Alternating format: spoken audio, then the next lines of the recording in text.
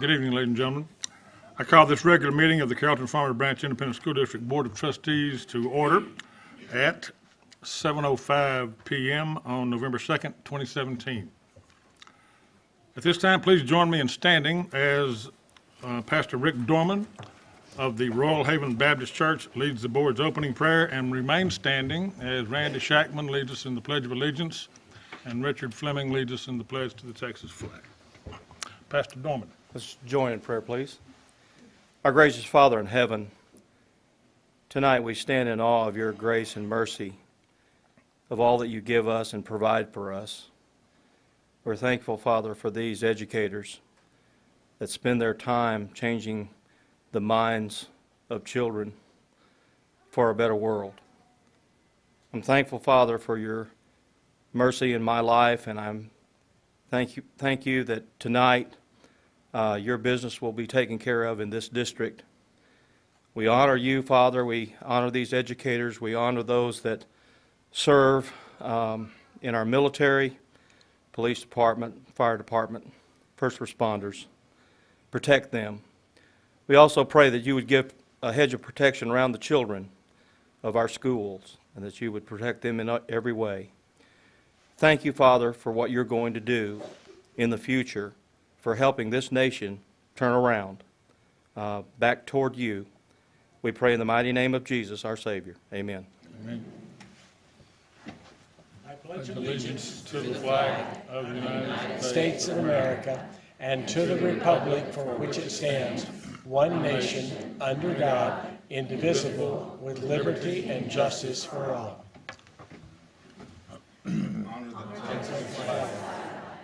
Pledge allegiance to thee, Texas, one state, under God, one and indivisible. Thank you.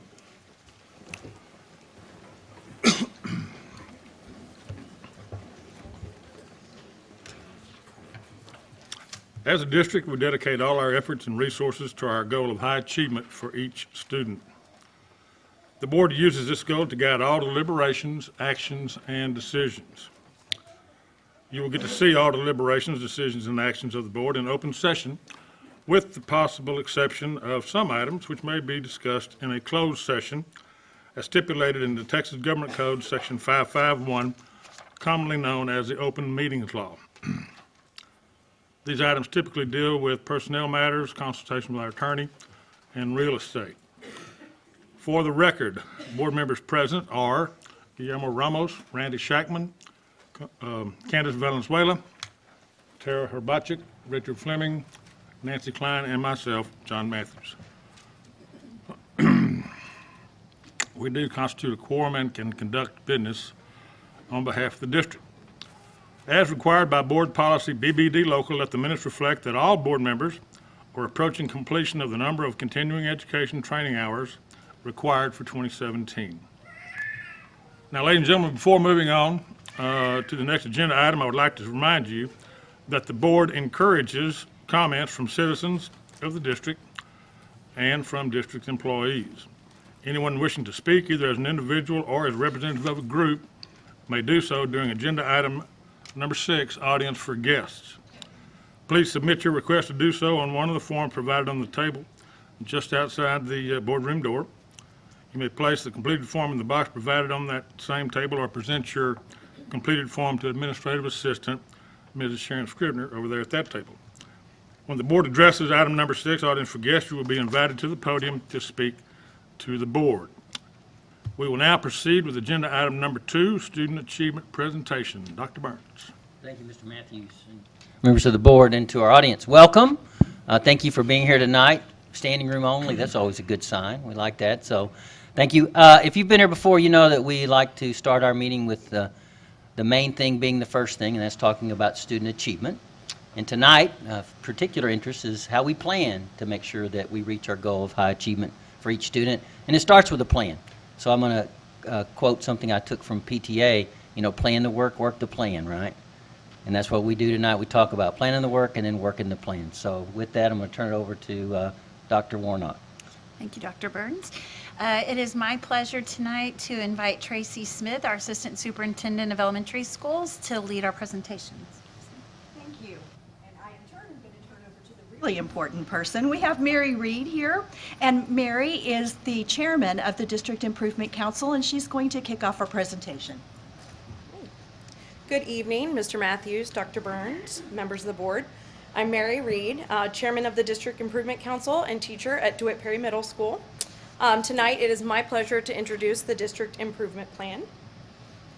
The district has one goal, and every CFB team member from staff to students knows this goal: high achievement for each student. This singular focus allows us to align our professional development, resources, and efforts toward the goal. We believe in a relentless pursuit of our goal, and there are 4 guiding objectives that guide us to achieve it. The district aligns major strategies to the guiding objectives and sets targets each year to ensure we are making progress toward the goal. We want to continuously improve student learning, continuously improve the learning environment, continuously improve operational effectiveness, and continuously improve community support. We have a 3-year plan. Each year, we gather stakeholder feedback and make adjustments to the 3-year plan and present the current year to the Board of Trustees for approval. This long-range outlook allows for tighter strategic planning. From feedback from the Board of Trustees, 12 revisions were made to the targets. From feedback from the District Improvement Council, 8 additional revisions were made to the plan.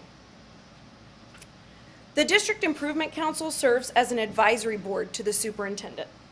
We meet 6 times per year to review and revise the district plan, to review the school calendar, and to give feedback to the administration on a variety of issues related to the planning and operations of the school district. The DIC is composed of a representative from each campus, as well as business and community leaders. Please stand if you are a member of the District Improvement Council.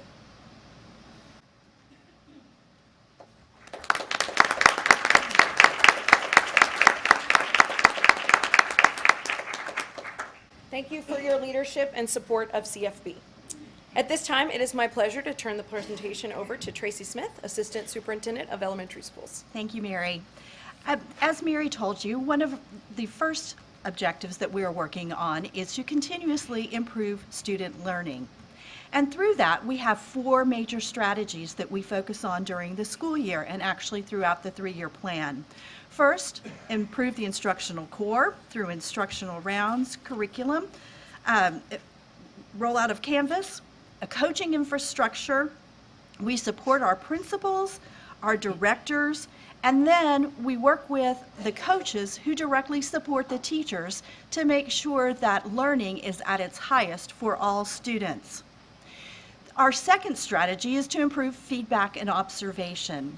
We believe that it's very important to make sure that our teachers know how they're doing in the classroom and what they can do to increase student achievement and increase their effectiveness in the classroom.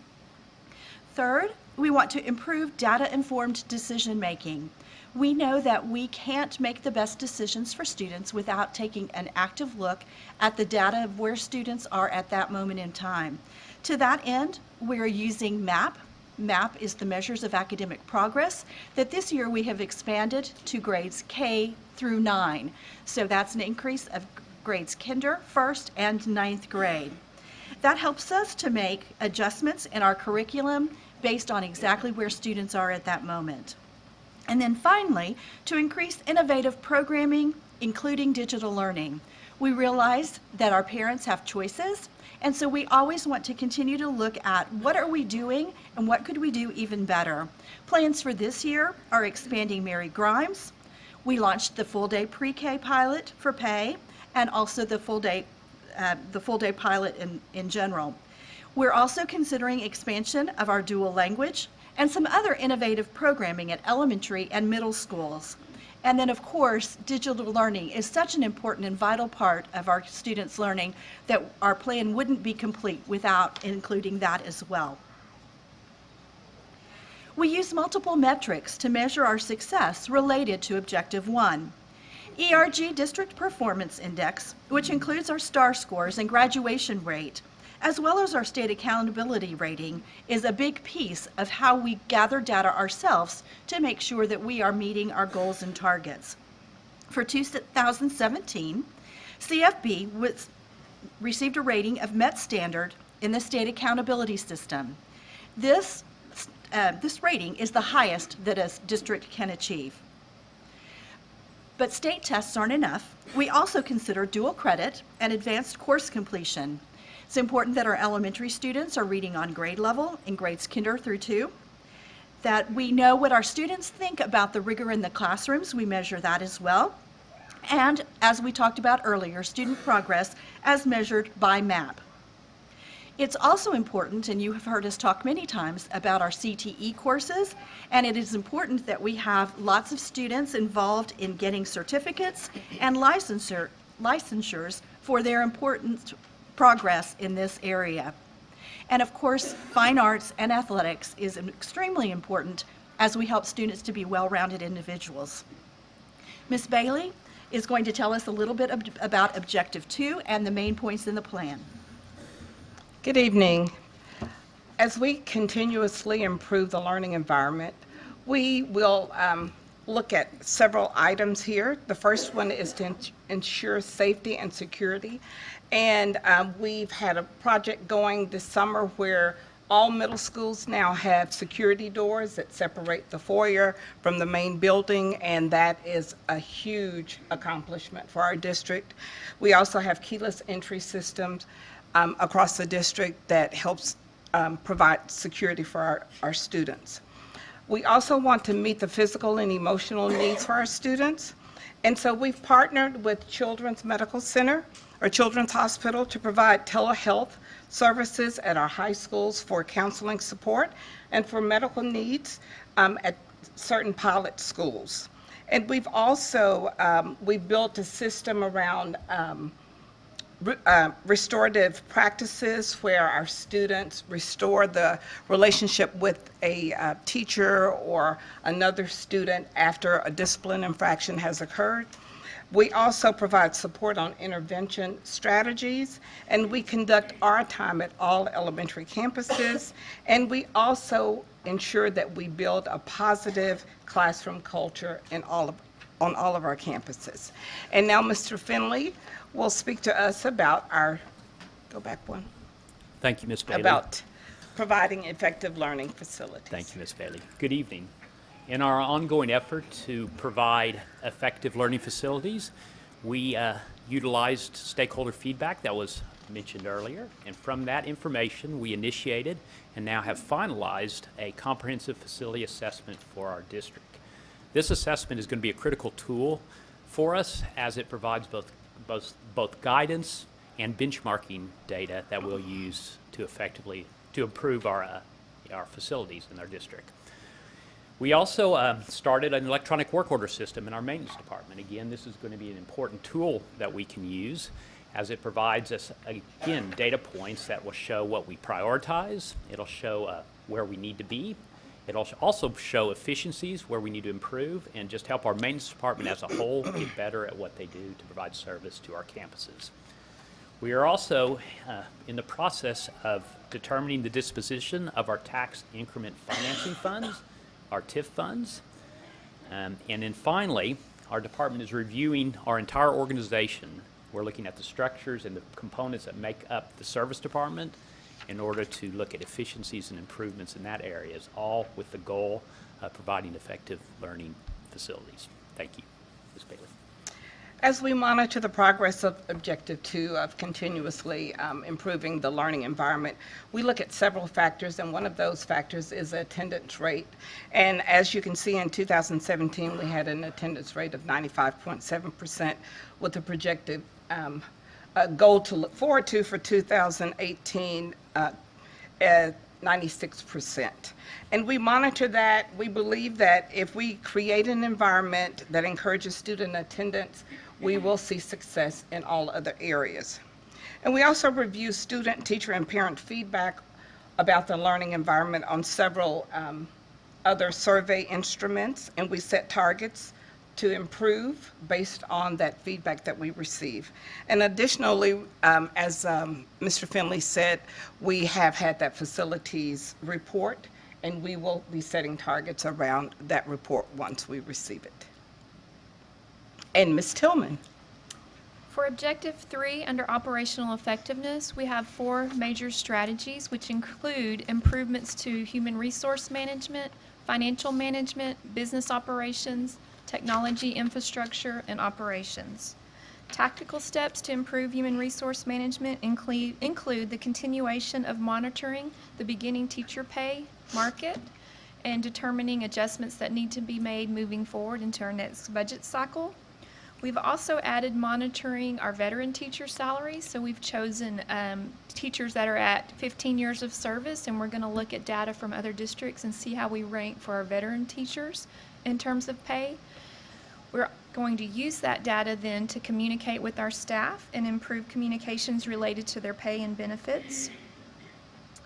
We've also started a new initiative this year, and we've partnered with our communications department to overhaul our recruiting strategies to specifically target the current workforce and millennials. In order to expand our applicant pool, we've also added additional recruiting trips this year, one of which that occurred today, and we're going to be attending those with a brand new team of recruiters. So this year we've actually trained and brought in actual classroom teachers that are going to go on recruiting trips with us, along with a principal and a personnel management employee. All of these groups will work together, each with the target of making as much contact that we can and establish relationships with our potential candidates to bring them into CFB. So that's a new strategy we're working on, and we've been having success with that this week. Under financial management and business practices, we will be evaluating ways to communicate with more user-friendly budget documents. We're also currently working towards our 2018-19 budget. As we begin to work on that, we continue to support the priorities identified by both our community and our board. Tactical steps to improve technology infrastructure and operations include the continuation of upgrades to campus network equipment, with 13 campuses remaining for upgrades. We will continue to expand and enhance campus wireless access capabilities and continue to investigate options to provide students wireless access outside of the school. We monitor progress in Objective 3 with several performance targets, including ERG's District Productivity Index. This index helps identify those districts who are providing the highest relative academic performance at the lowest relative cost per student, adjusting for effects of student demographics and regional cost differences. We also monitor the number of days of fund balance to ensure the district is maintaining adequate reserves for long-term financial stability. And in human resources, we'll continue to monitor our market data for compensation. Ms. Brown will now review Objective 4 with us. Objective 4 has 3 main strategies. The first strategy is to develop a climate of caring through our I Care customer service initiative. We are implementing a continual feedback system to improve both internal and external customer service. The second strategy is to develop a culture of trust with open and transparent communication through engaging our parents and our community with our schools. Some of the tactics include refining our crisis communications protocols, increasing the number of business partnerships, and building our ambassador program. The third strategy is to develop the CFB ISD brand, including brand awareness and brand loyalty. We will be focusing on marketing in order to recruit new students and staff, as well as to retain our current students and staff. We monitor Objective 4 through survey data on customer service, communications, as well as through data on our market reach. We also track the number of students and staff that we currently attract and retain. I will now turn it back over to Tracy Smith. Thank you. We'd like to end tonight with this quote from Gary Marks, who asks, "Are we committed to continuous improvement? And are we flexible enough to adjust? If we hope to stay ahead of the curve, we need to constantly reshape what we do and how we do it to meet the needs of a fast-changing world." In CFB, we are definitely committed to continuous improvement, and we are hoping to demonstrate that flexibility to adjust to the needs of our community and our students so that we can continue our goal of high achievement for each student. Thank you, Dr. Warnock. Dr. Burns, that concludes our presentation. Thank you. The board members, are there any questions? I'm okay. Board members, our next agenda item, number 3, is related to the presentation you have just heard and is marked for action. Do I have a motion regarding this item? Mr. Matthews, can I just, a little context for this one is, obviously, it's by policy the board adopts both the district plan and the campus plans. Certainly, you're much more involved at the district level, but I hope that you notice that the campus plans are aligned, just like the district plan. They may have a little different tactical move on their campus to meet their needs, but the structure is aligned with our district plan all the way down to our campus plans. And so officially, one of your duties is to approve the district plan and those campus plans, and that's what that agenda item is. Okay. Any questions about what Dr. Burns just said? So, do I have a motion? Ms. Klein, I would make a motion to approve the district improvement does she need to say and campus improvement plan? plan and campus improvement. I have a motion from Ms. Klein. Do I have a second? I have a second from Ms. Valenzuela. All those in favor, raise your hand. Oh, I'm sorry. My bad. Any discussion? I do that all the time. Ms. Robotchik, go ahead. Thanks. What are the guidelines or suggested guidelines to our campuses as far as the makeup of their campus improvement councils? Thank you. We give guidance to the campus principals that they should have a variety of staff on their Campus Improvement Council that reflects the different diversity of programming or grade levels. And that also they have parents that are not employees of the school district to serve as representatives, and that they also include business or community representatives as also a part of their Campus Improvement Committee. Okay. So when I was looking through the campus plans, and I have been a member of a campus improvement plan and am right now, but I noticed that they are staff heavy, and I would expect that because they have to implement those plans. But I also think that these are great ways to bring the community and parents into our schools so that they see what's happening.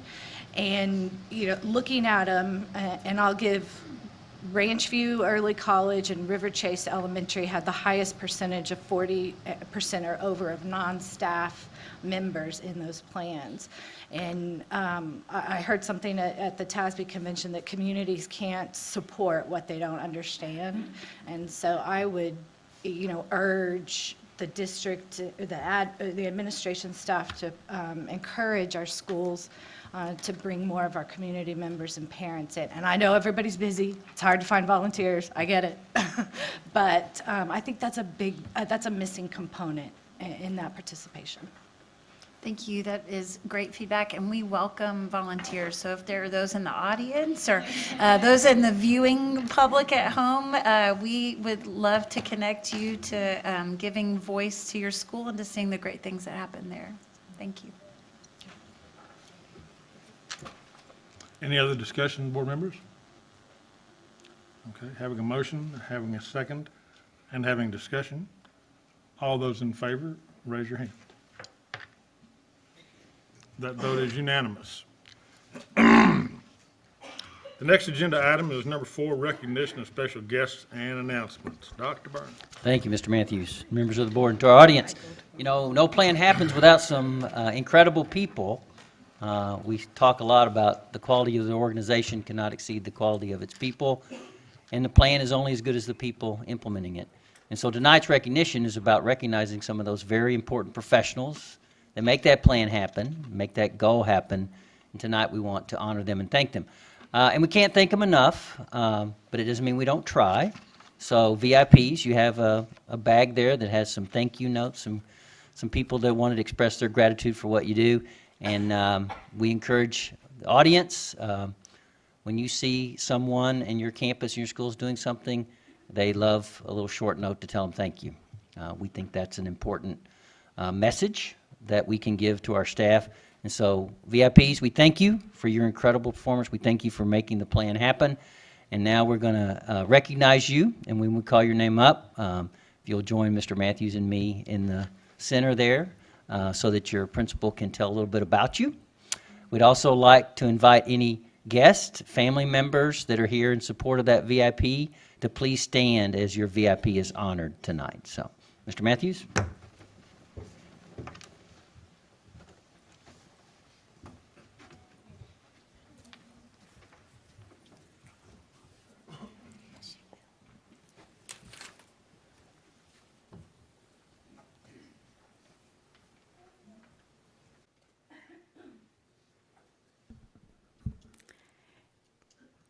Good evening, Mr. Matthews, members of the board, Dr. Burns, and colleagues. My name is Brianna Newman, and I have the pleasure of serving as the principal of Country Place Elementary. It is my great privilege to introduce the Country Place Elementary VIP, an incredible special education teacher, Miss Laura Rogers.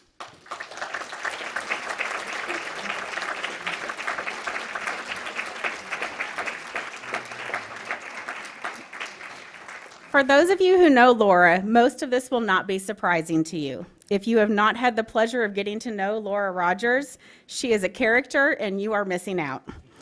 One of the great things about Laura Rogers is her desire to serve and help others. She chose the profession as a teacher of nonverbal students with autism spectrum disorder, and she has a gift for serving these children. Laura is calm, she is patient, she is well-versed in behavior strategies and understands that the utmost important thing she can do is love a child despite his or her behaviors.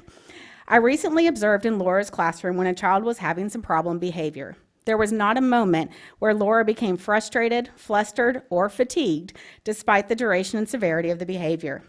When the episode ended, Laura moved quickly into continuing her teaching as if the child had exhibited perfect behavior and had just given her a dozen roses. You see, Laura understands that for her students, behavior is communication and not something that she should be offended by or angry about. She uses what the child is telling her to drive her instructional decisions and ensures that she has proper motivation for learning and high levels of reinforcement when the child is acting appropriately. Laura is a cool cucumber and she loves her students. Laura is not only an outstanding teacher, she is also an above-average professional hoarder. Now, I don't mean in the crazy TV show hoarder kind of way, but in the way that she sees value in things old and new, and she is able to repurpose, reuse, and in many cases repair things that are broken, bruised, or abandoned. If you need a safety pin, super glue, a special toy for reinforcement, sander, hammer, or saw, Laura Rogers has it. She uses these hoarder skills to bring fabulous items to her classroom that her students would not normally get to have. She has a clawfoot bathtub full of pillows, toys that light up, move, and dance, puzzles, and more, and she probably didn't pay a dime for any of them, but instead convinced the seller that her classroom needed these items and they wanted to give them to her for free. She has even acquired enough Halloween costumes so that she can help each student in her class participate in the book character parade without putting extra work on their parents. She takes every opportunity to ensure that her students are included in general education events and even uses reverse inclusion techniques in her classroom by bringing 5th grade students in to model social interactions and gameplay. When Laura heard a student was undergoing surgery and would be hospitalized, she got right to work. Because Laura knows her students so well, she assembled 6 boxes of preferred items and favorite snacks and specialty toys, including things like a Tickle Me Elmo. Laura knows exactly what her kiddos like and makes sure that they have it at her fingertips. The mother of the student was so touched by this gesture, she asked me what she could do to show Laura her appreciation. Knowing Laura, I told the mom, she doesn't want anything. Just bring your son back to her when you can. Laura's helpfulness and support reaches far beyond the walls of her classroom. Recently, I proposed the idea of updating our teacher's lounge, and Laura jumped at it. She found free, inexpensive, or abandoned tables and chairs, sanded them down, and even built a table out of scrap wood that will seat 3 grade levels at one time. She covered the seat cushions with pretty fabric, repaired damaged furniture, and made sure every seat was a comfy one. Something that should have cost us a lot of money cost almost nothing because Laura Rogers knows what she's doing and has a get-her-done mentality. The most remarkable part of this is that Laura rarely has the opportunity to eat in the lounge, so this was truly a gift for her colleagues. She is just as open and willing to share her professional knowledge. When Laura sees a teacher struggling with student behavior, she is quick to offer support and enable the teacher to help the student turn their behavior around. She is a behaviorist at heart and always sees behavior as an opportunity for growth for the student and the teacher. Country Place teachers seek her out when they are out of ideas, and she comes through every time. Laura never thinks that's not my job. She's willing to help anyone, anytime, and does not ask for praise, gifts, or glory in return.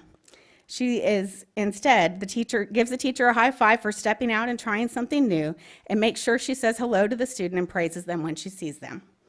Right now, Laura Rogers is in her uncomfortable place.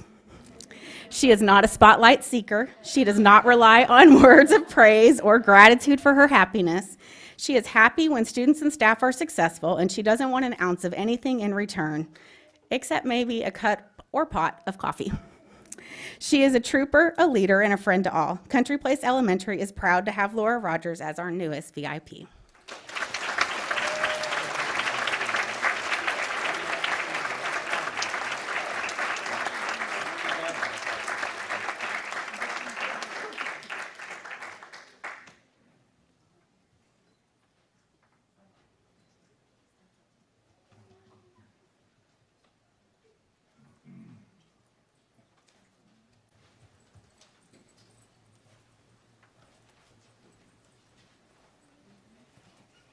Good evening, Dr. Burns, Mr. Matthews, and members of the board.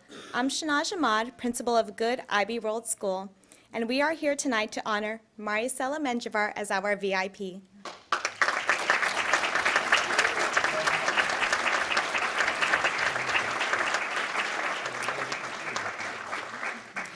The questions are many. Who do you think would be willing to take on one more responsibility? How did that student make so much progress this year?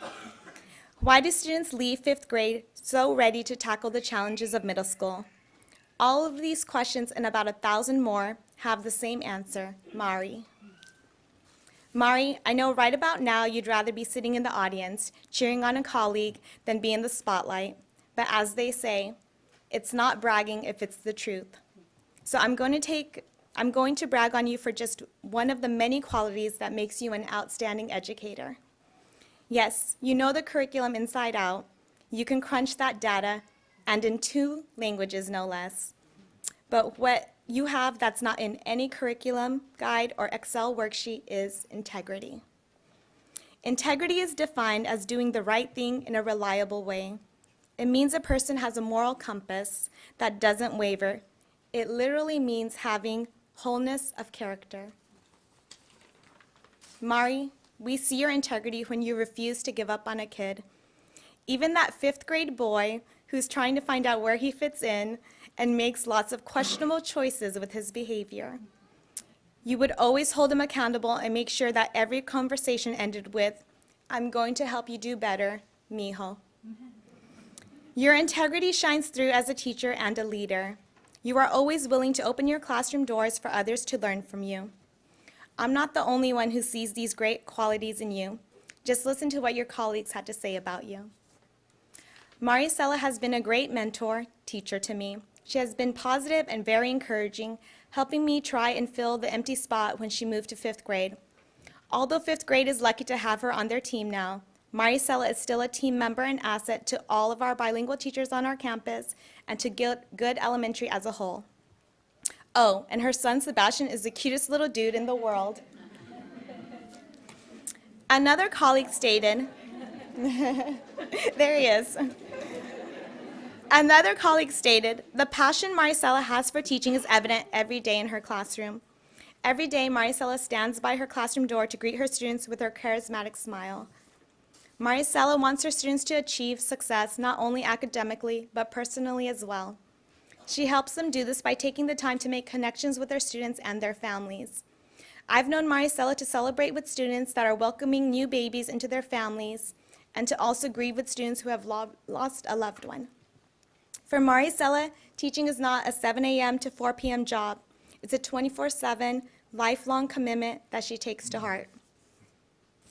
Mari, you definitely have a moral compass that leads everything you do, but we also appreciate that other compass in your car that points you an hour south of where you live and gets you to good elementary after that long commute. Now, I can't end this speech without taking a moment to recognize your mom. Your mom came to this country and worked tirelessly to make sure you received a good education, much like many of our students' parents. I know she is proud of what you've accomplished and who you've become.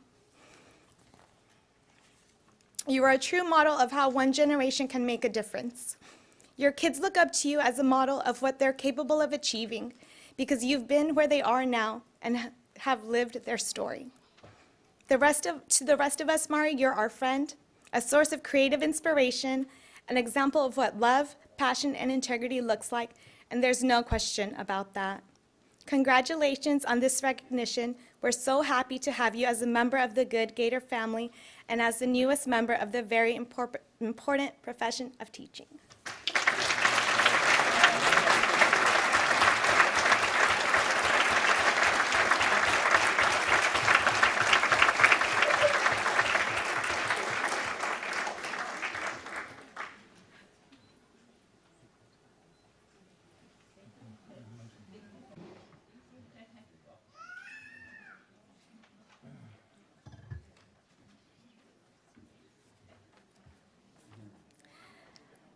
Good evening, Mr. Matthews, school board members, Dr. Burns, and CFB family. I am Aviance Jones, principal of Las Colinas Elementary, IB World School. My staff and I are here tonight to introduce you to our newest member of the very important profession of teaching, Mrs. Jennifer Carey.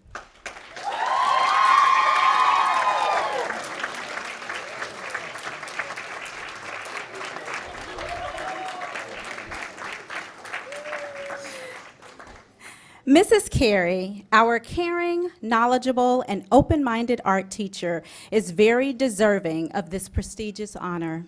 She is a true embodiment of selfless dedication. There is nothing Jennifer can't and won't do.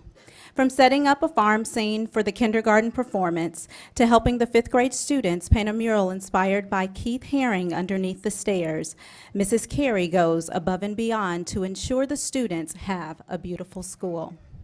I wish I could have presented you all with a slideshow of all of the things Mrs. Carey does for our school. This speech does not give her work the justice it deserves. Just a few weeks ago, she had each student create a small feather utilizing various art elements. Like a puzzle, Mrs. Carey took each student's work and created large wings inspired by Kelsey Montague that has the fingerprint of every Las Colinas Mustang. Now students, parents, and community members can stand in front of the wings, take a picture, and feel lifted.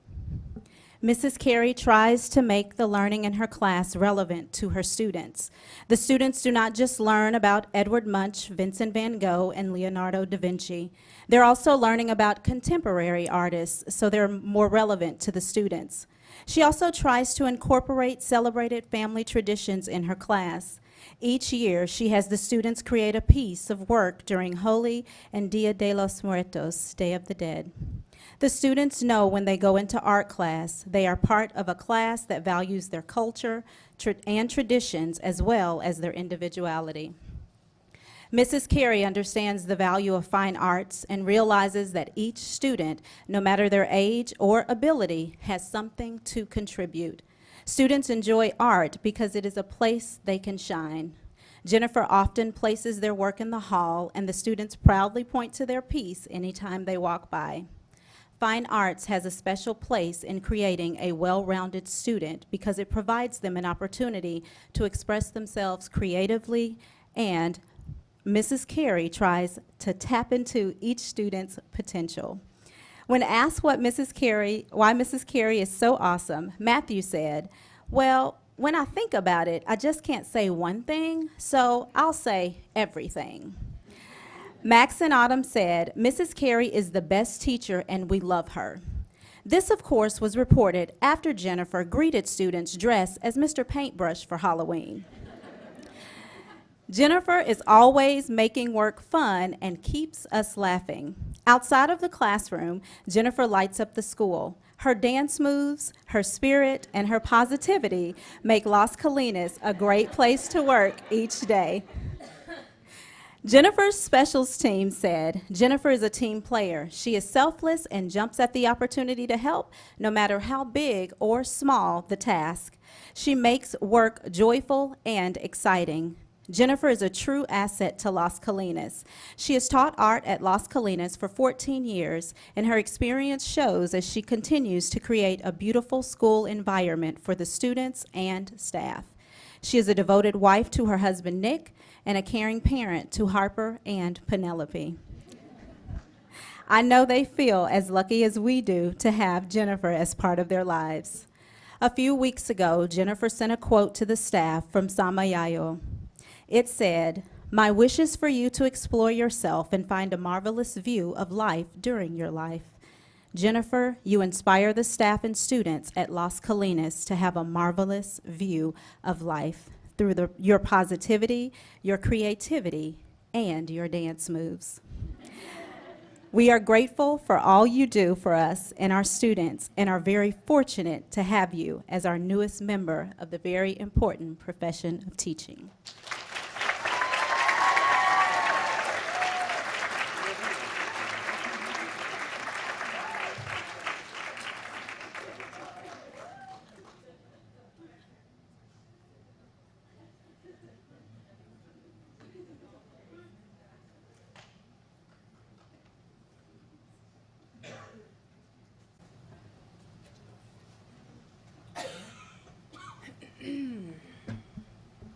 All right. Good evening, Dr. Burns, Mr. Matthews, members of the board, and to the rest of our CFB family. My name is Sharday Dockery, and I have the pleasure of serving as a principal of Danaflong Middle School. I am honored to I'm honored to introduce to you our newest member of the very important profession of teaching, Coach Tyrone Larkins.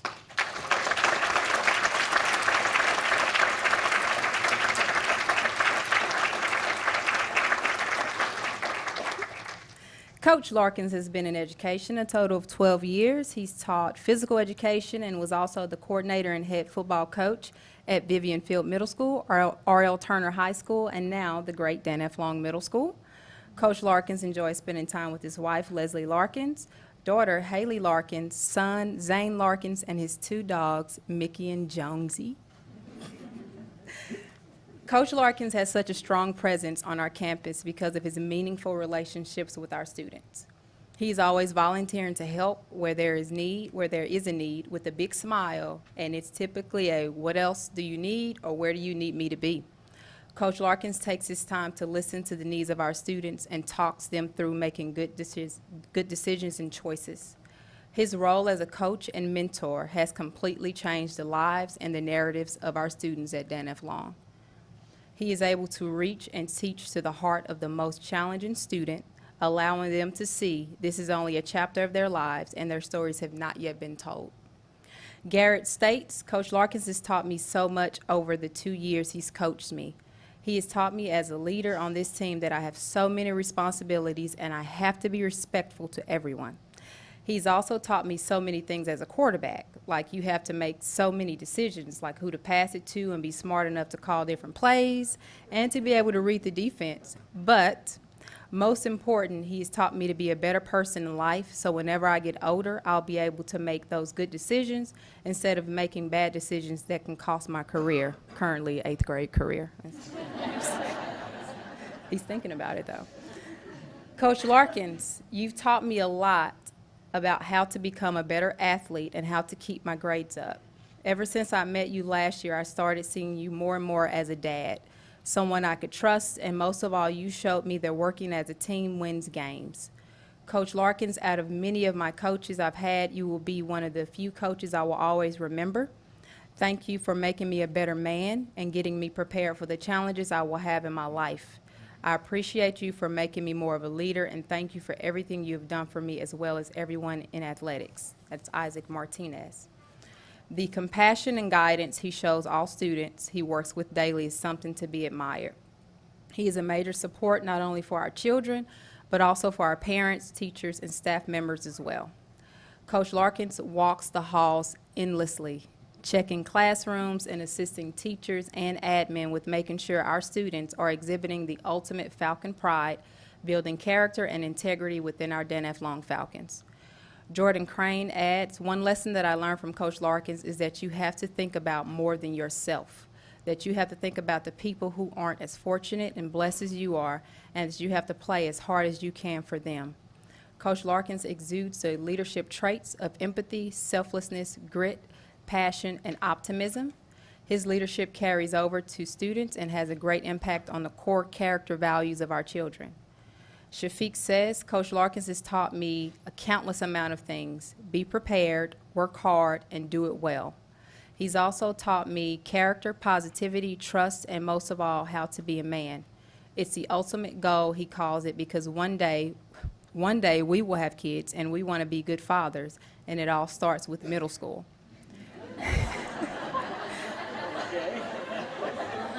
The character, yeah. They're thinking about it. He tells us you must have a why in everything that you do. Is it with heart, no holding back, and are you giving it all you got? And that's what I like about Coach the most. He makes sure we're doing our best, which is a life lesson we're going to need for the rest of our lives. Coach Larkins says what he loves about Long is that he gets to work with the amazing students that persevere through the many challenges of poverty and home. He is thankful for CFB ISD for giving him a home and a place to grow as a teacher and coach. Dan F. Long Middle School, we are very fortunate that Coach Larkins calls us home. He is very deserving of being the newest member of the very important profession of teaching.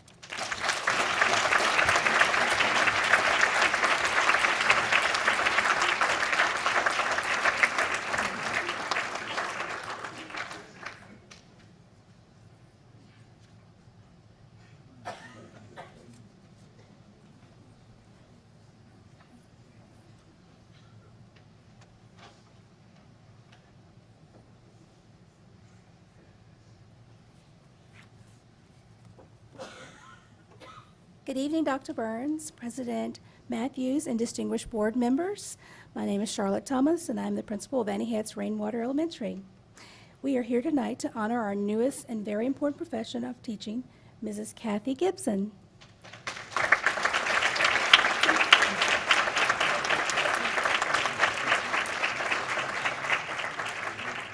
Kathy has served as a dedicated educator for 27 years in the Carrollton-Farmers Branch ISD. She began her career as a third-grade ESL teacher at McLaughlin Elementary. She taught a mixed-age first and second grade class at Janie Stark. However, as passion would have it, she loved to teach students that had the desire and need to want to learn how to read. So she changed her careers and moved on to reading recovery. And as time would have it, a new program came around, and Kathy once again found herself immersed in a new role, that as instructional facilitator. It has only been a little over 7 years that Kathy walked through the doors of Rainwater Elementary as our instructional facilitator, but we would never know this because she lives the Rainwater Creed, which we all say, effort produces achievement. Kathy's efforts are great in that she divides her time between Rainwater and Davis Elementary, serving as the LPAC coordinator for over 375 students combined, dyslexia teacher, and TALPAS coordinator for both campuses. And she does it all with a smile.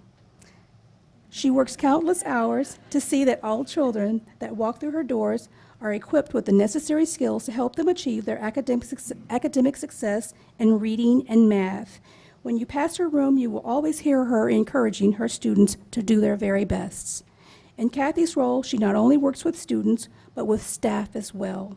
Whenever there's a need, Kathy comes through. Because of her years of experience and knowledge, she is a wealth of knowledge and resources. We are fortunate to have such a dedicated staff member who is committed to the students, staff, and family, and whose heart is always in the right place. For these reasons, and many, many, many more, Kathy Gibson is our VIP.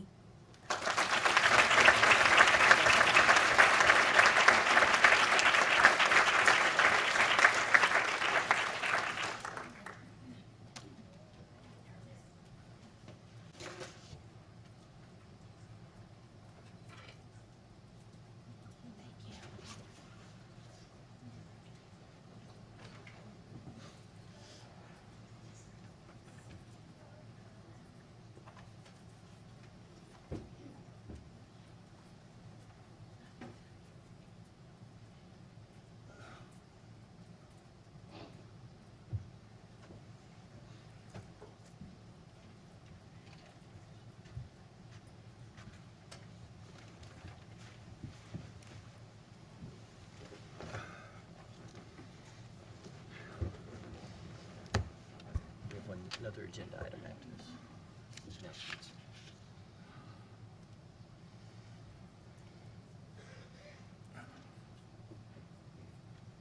Yes, we do have another agenda item, Dr. Burns. Take it away. Okay. Well, we know we live in the day that you can just Google it when you want to know something, right? But we think that sometimes messages and things that are of importance to our community are better said in person. And so we want to start taking the opportunity, since we've got you here, right, to tell you about some exciting things that are happening in the district in person versus through social media, although it will be on social media later. So, Miss Shelley Brown, tell us the good news. Thank you, Dr. Burns. I would like to give you an update on some events occurring around CFB ISD. Several campuses will be celebrating Veterans Day next week. Some of those celebrations include Arl Turner High School will host a Veterans Day ceremony on Wednesday, November the 8th at 9 a.m. In the auditorium. A Veterans Day assembly will be held at Field Middle School on Friday, November the 10th in the auditorium at 2 p.m.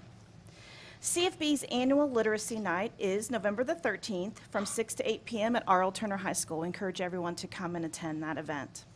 On Thursday, November the 16th, the Educational Foundation will host their Unsung Heroes Breakfast. It will be held at 7:30 a.m. at Brookhaven Country Club. You can purchase tickets at www.cfbgiving.com.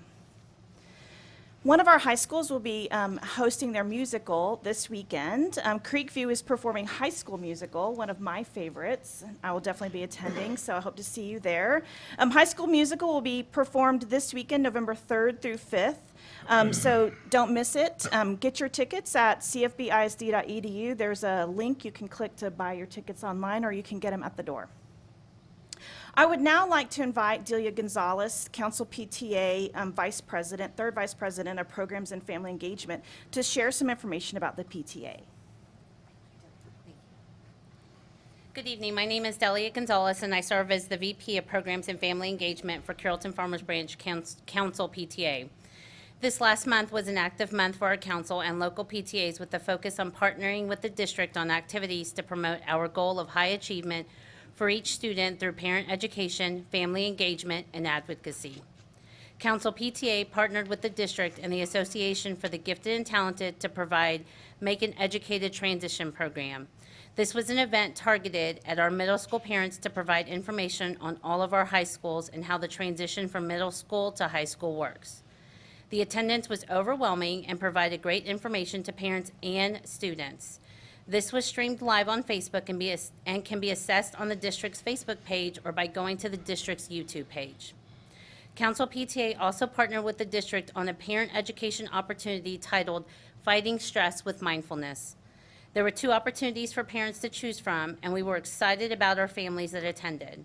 Parents could engage in discussion as well as hands-on activity to make your own glitter jar. Council also provided a treasurer training that was open to all PTA leaders.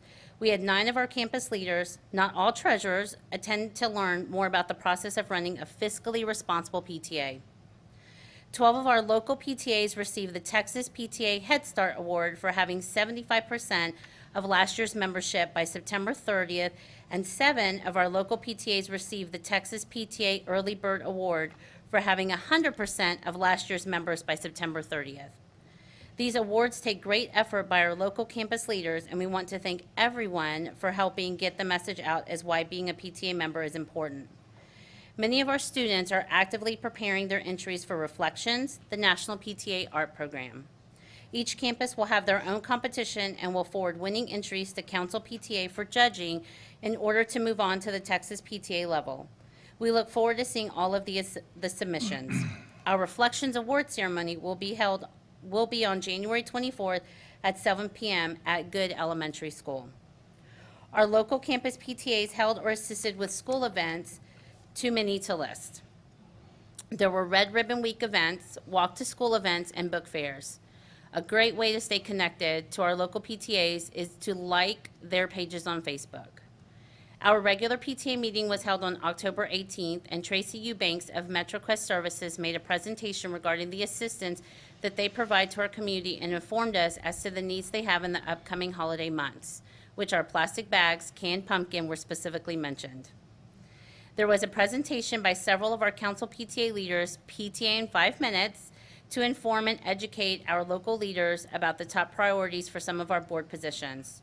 We also initiated a new hashtag as an advocacy step to help personalize, communicate, and inform our community as to the good things happening to us and our students in Carrollton-Farmers Branch. The hashtag is CFB Matters to Me. And we are encouraging all of our families to post on the social media platform of their choice as to why CFB matters and to incorporate that statement into their discussions when talking about schools. In November, we will ask our families to make statements as to what they are thankful for at the school or in the district and to always attach the hashtag CFB Matters to Me.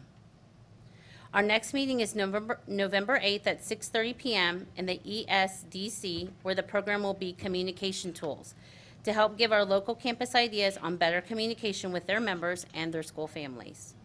We look forward to another busy month as we prepare for the holidays, and we look forward to seeing you at any of our events or meetings. Thank you again for your continued support with PTA. That concludes our report. Okay, and now you can tweet that, you can Facebook like it, Snapchat it, whatever you want to do, but spread the good news. Thank you. Okay, before I make any comments, I need to explain myself here tonight. In case you saw me up close, you see that my left eye is a lot darker than my right eye, and I've been walking a little gingerly, and my voice is not as booming as it normally is. What happened, just to be honest, I got ran over by a bus Saturday morning at the DART station at Inwood and Lovefield Station. What really happened, I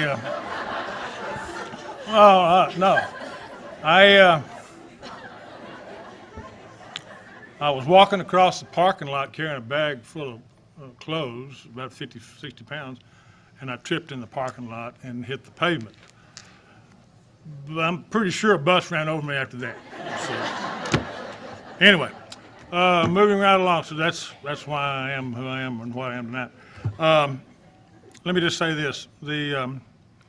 Our district improvement councils, our campus improvement councils, and certainly our PTAs, the importance that y'all have for the success of our kiddos and our goal of high achievement for each student is immeasurable. And we thank you. You are so important to us. And for those of you involved in those groups, please stay there and encourage other people to join you. Very important. And to you 5 people who were honored this evening, to you 4 ladies, I don't know you personally, but I do know the 4 ladies who picked you to be their VIPs. And I can tell you, they didn't just put your name in a stack and draw it, put all the names in a stack and draw one out. You earned the privilege and honor of being named a very important member, profession of our teaching. And so it's well-deserved, and we thank you. You are the cream of the crop. That's why you're sitting here on the front row tonight. To the gentleman, Coach Larkins and I go back a ways. I've known Coach T for quite some time. And one thing that intrigued me when he was coaching at Turner, especially because I'd talked to him before the games, he always had white tape around every finger. So I just figured you'd have your fingers taped tonight since this is a big deal too. But anyway, thank you all very much. We appreciate it, and we will move on. Ladies and gentlemen, I would like to remind you that the board encourages comments from citizens of the district and from district employees. Anyone wishing to speak, once again, either as an individual or a group, representative of a group, may do so during agenda item number 6, audience for guests. Submit your request to do so on the form on the table outside or hand it to Ms. Scribner.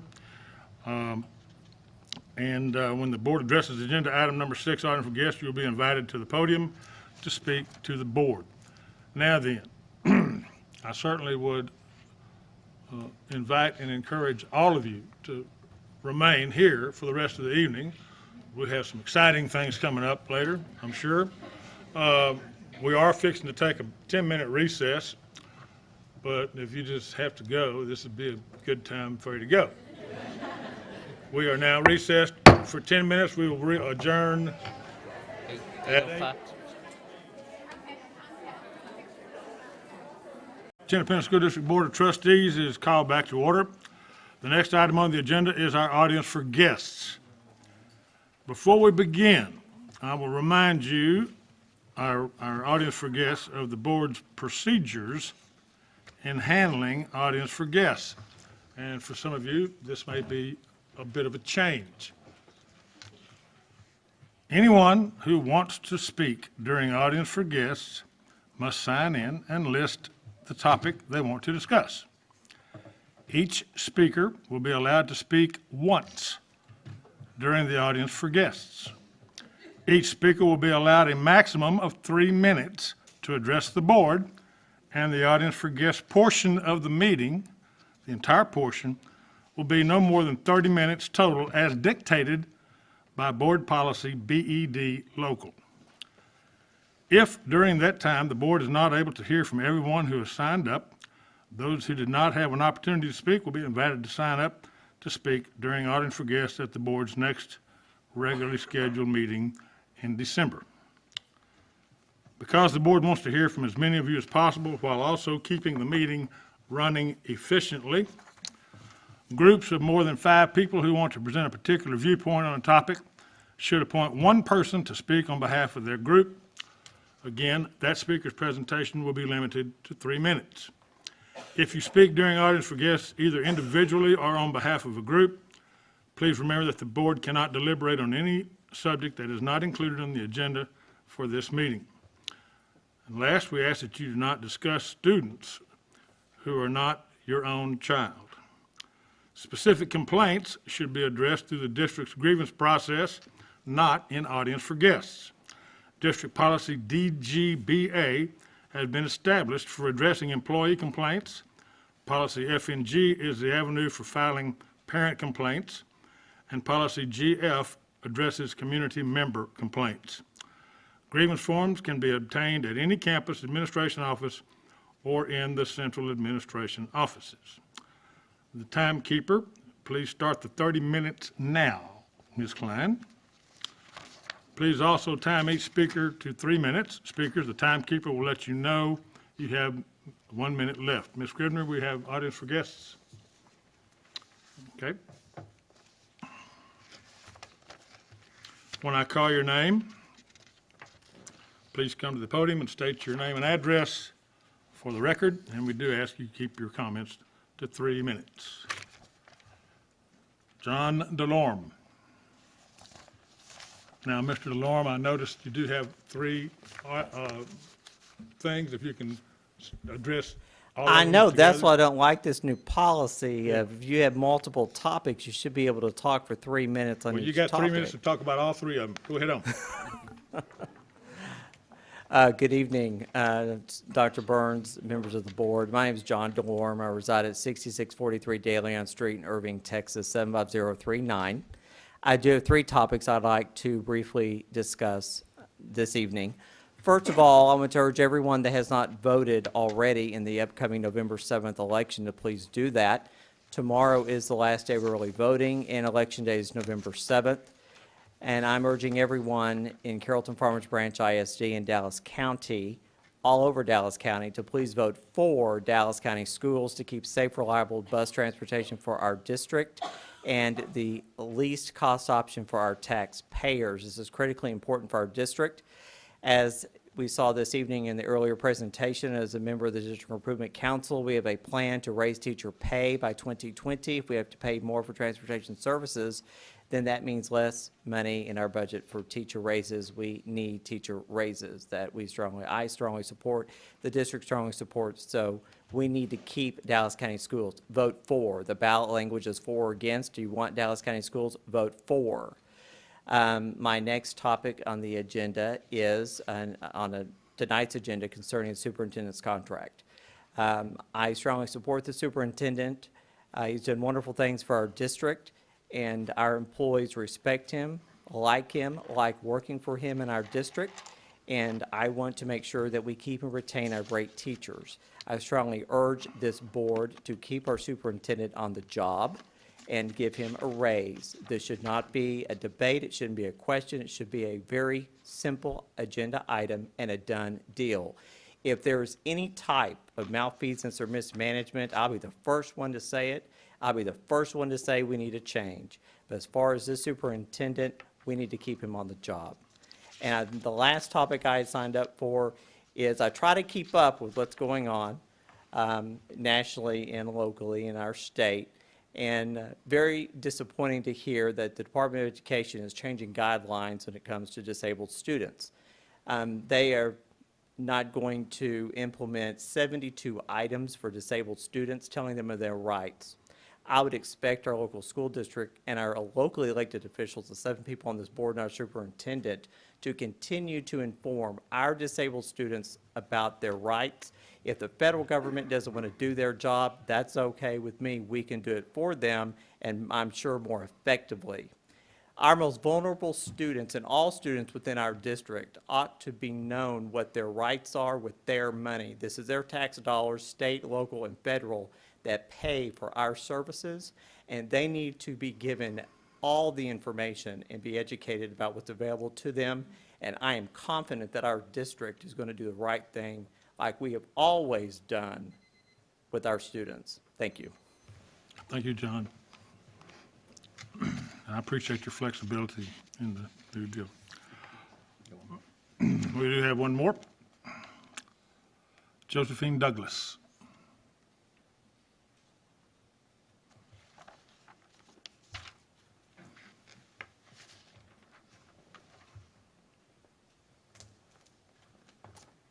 Good afternoon. My name is Josephine Douglas. My address is 3044 Old Denton Road. I'm here this evening to talk about the topic of adverse impact. I learned about this concept when I was studying for my PHR certification, that's Professional in Human Resources. It has to do with discrimination. Basically, adverse impact is a concept that results when rules are applied to all but have a different impact or more inhibiting effect on a protected class than on the majority. Adverse impact is usually unintentional. Selection processes that appear neutral but have a discriminatory effect on a protected class are considered to have an adverse impact. The board needs to look carefully at how the election criteria is applied and used to make certain that it doesn't unintentionally have a desperate or adverse impact on women, minorities, and protected classes. About 10 years ago, I applied for a job repeatedly, and I was never called in for an interview. Finally, one day, they called me in for an interview, only to tell me that I did not have enough experience to work for a position in the company. My experience was clearly listed on my resume, so it was unclear to me for a long time why I was called in for the interview and wasted my time. So recently I gave that particular situation some consideration and came to the conclusion that perhaps maybe they just called me in to find out that I was a black woman and they did not want to hire me for the position. Whatever it is that they told me at work, because I stopped applying for the job, you see. And so in that way, I was adversely impacted because I was qualified. And I know for a fact that other people work for the company who don't have as much experience as I had. So, you know, the idea of whether or not you're actually discriminating against someone can be a very, very, very narrow criteria that we need to look at very carefully. I feel that without term limits, the board is unintentionally or intentionally and silently creating a glass ceiling. I feel that the board is unintentionally or perhaps intentionally rejecting qualified candidates who might otherwise have the opportunity to hear about the need for someone to run for the school board and then decide perhaps maybe I should run. I'm qualified, I know a lot, I've done a lot, I've worked in the school board, I've worked for the PTA, I've done different things, and I think I would like that position. But if it's never open and the same people are always running for the position, I feel like you're silently rejecting qualified candidates. And I think that you keep holding elections, electing the same people with the assumptions that they are the most qualified people, when in fact, perhaps maybe they're not. Perhaps maybe someone else knows something more. Is my time up? Okay, thank you. Thank you.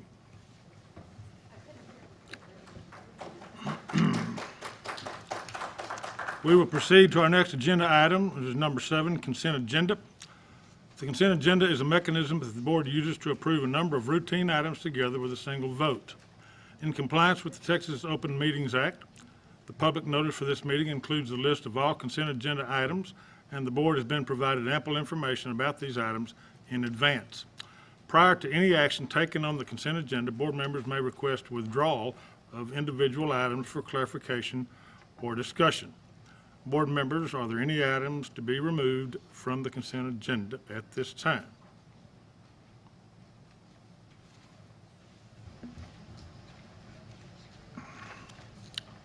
Hearing none and seeing none, board members, do I have a motion regarding the consent agenda? Ms. Robachik. I move to approve the consent agenda, item number 7A through N as presented. I have a motion from Ms. Robachik. Do I have a second? I have a second from Mr. Shackman. Any discussion? All those in favor, raise your hand. That vote is unanimous.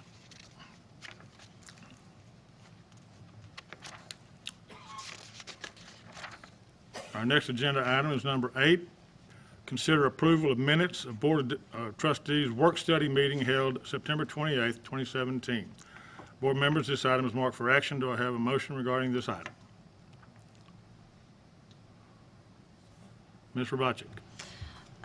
I move to approve the minutes of the Board of Trustees work study meeting held September 28th, 2017. Have a motion from Ms. Robachik. Do I have a second? I have a second from Ms. Klein. Any discussion? All those in favor, raise your hand. That vote is unanimous. Our next agenda item is number 9. Consider approval of minutes of Board of Trustees pre-meeting briefing held October 5th, 2017. Board members, this is a mark for action. Do I have a motion regarding this item? Ms. Valenzuela. I move that we approve the minutes of the Board of Trustees pre-meeting briefing held October 5th, 2017. Have a motion from Ms. Valenzuela. Do I have a second? I have a second from Mr. Ramos. Tell you, I hit my head pretty hard.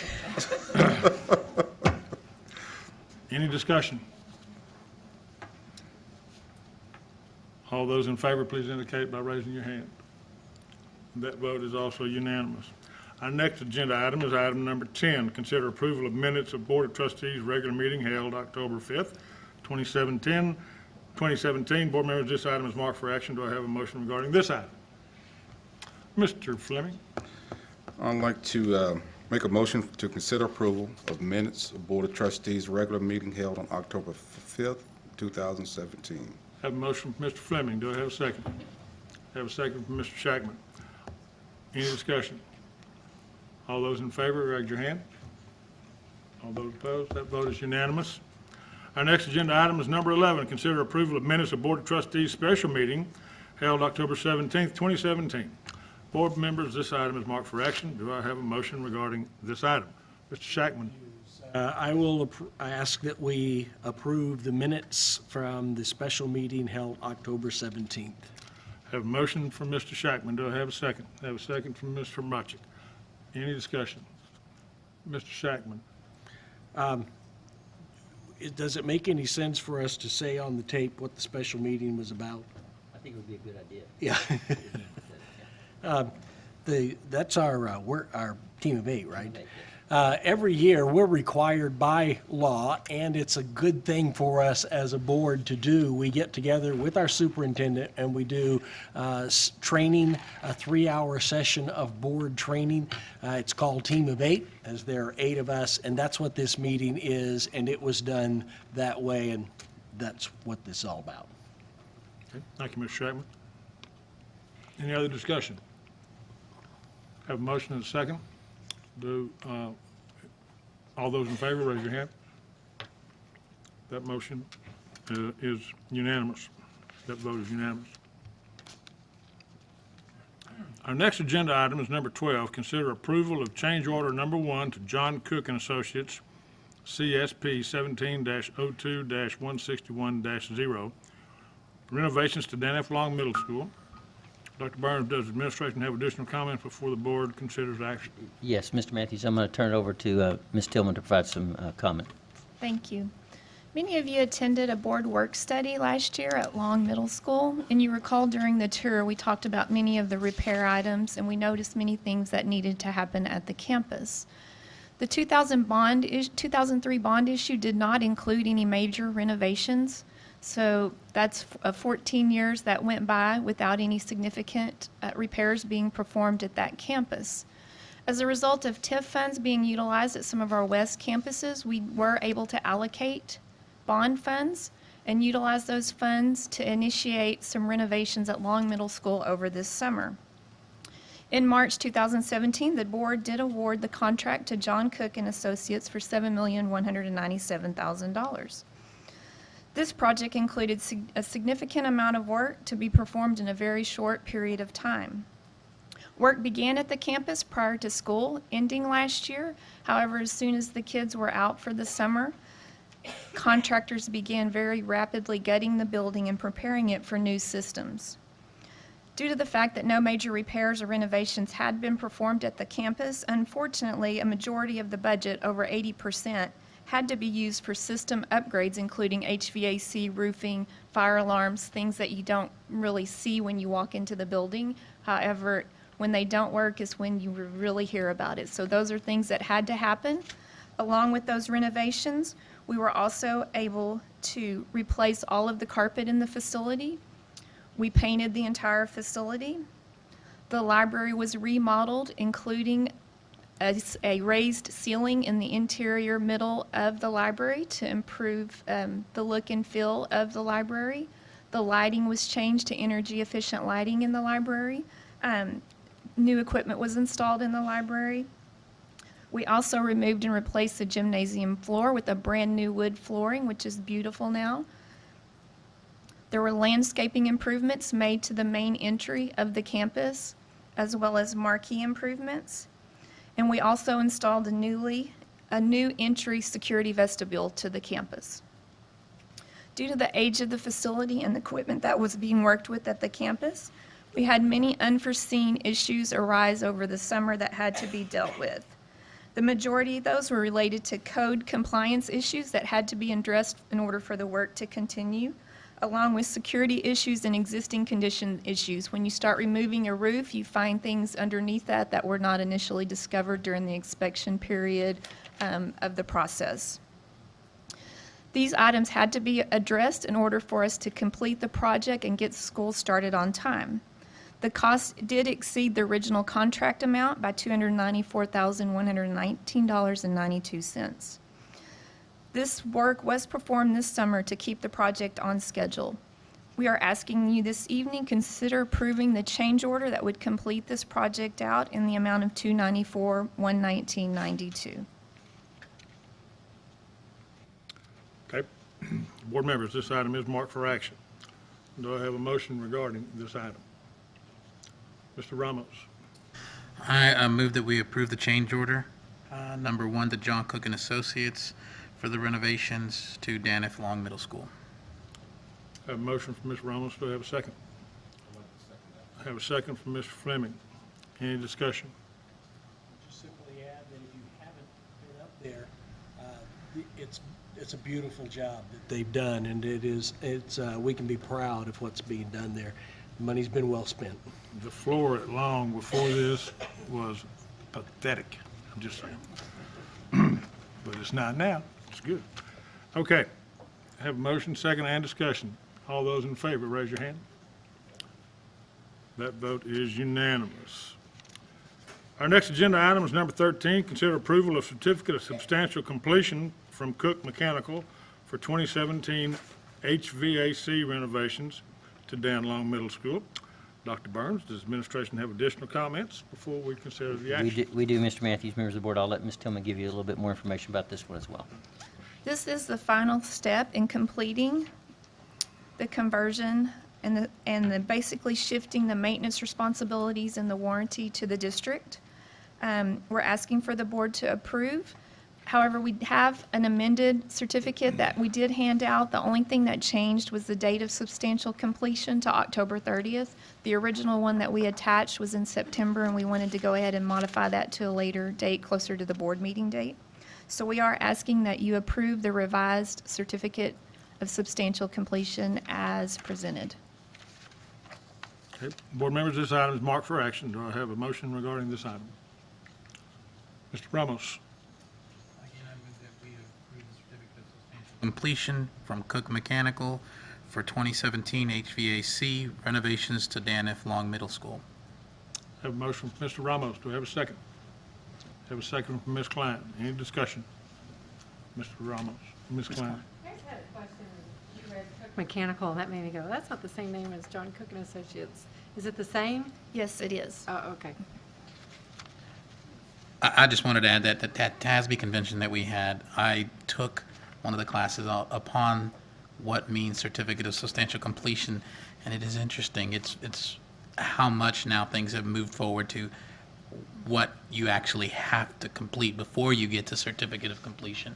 Back in the day, I guess it was a much lower standard that was needed, and then at that point we were kind of stuck between a rock and a hard place. And it was really interesting learning what I did learn at that TASB convention with regards to this, and actually looking at it now, it's great. Yeah, back in the day, it was like a handshake between two guys. Yeah. Exactly. We have that done for you, no problem. Yeah, it's not like that anymore. Okay, have a motion and a second and discussion. All those in favor signify that with your hand. That vote is unanimous. Our next agenda item is number 14, consider all matters related to the School First, which is Financial Integrity Rating System of Texas, 2016-17 rating based upon school year 2015-16 data, including reviewing the report and holding a public hearing. Dr. Burns, I understand there is a report administration would make before we open the public hearing. Yes, sir, Mr. Matthews. I'm going to turn it over to our CFO, Scott Roderick, to update you on School First. Good evening. We're here tonight to present the results of the 2016-17 School First ratings. The ratings are based on the data from their 15-16 school year. The primary goal of the School First reporting system is to identify school districts that achieve quality performance in the management of school districts' financial resources. There are two reporting requirements for School First.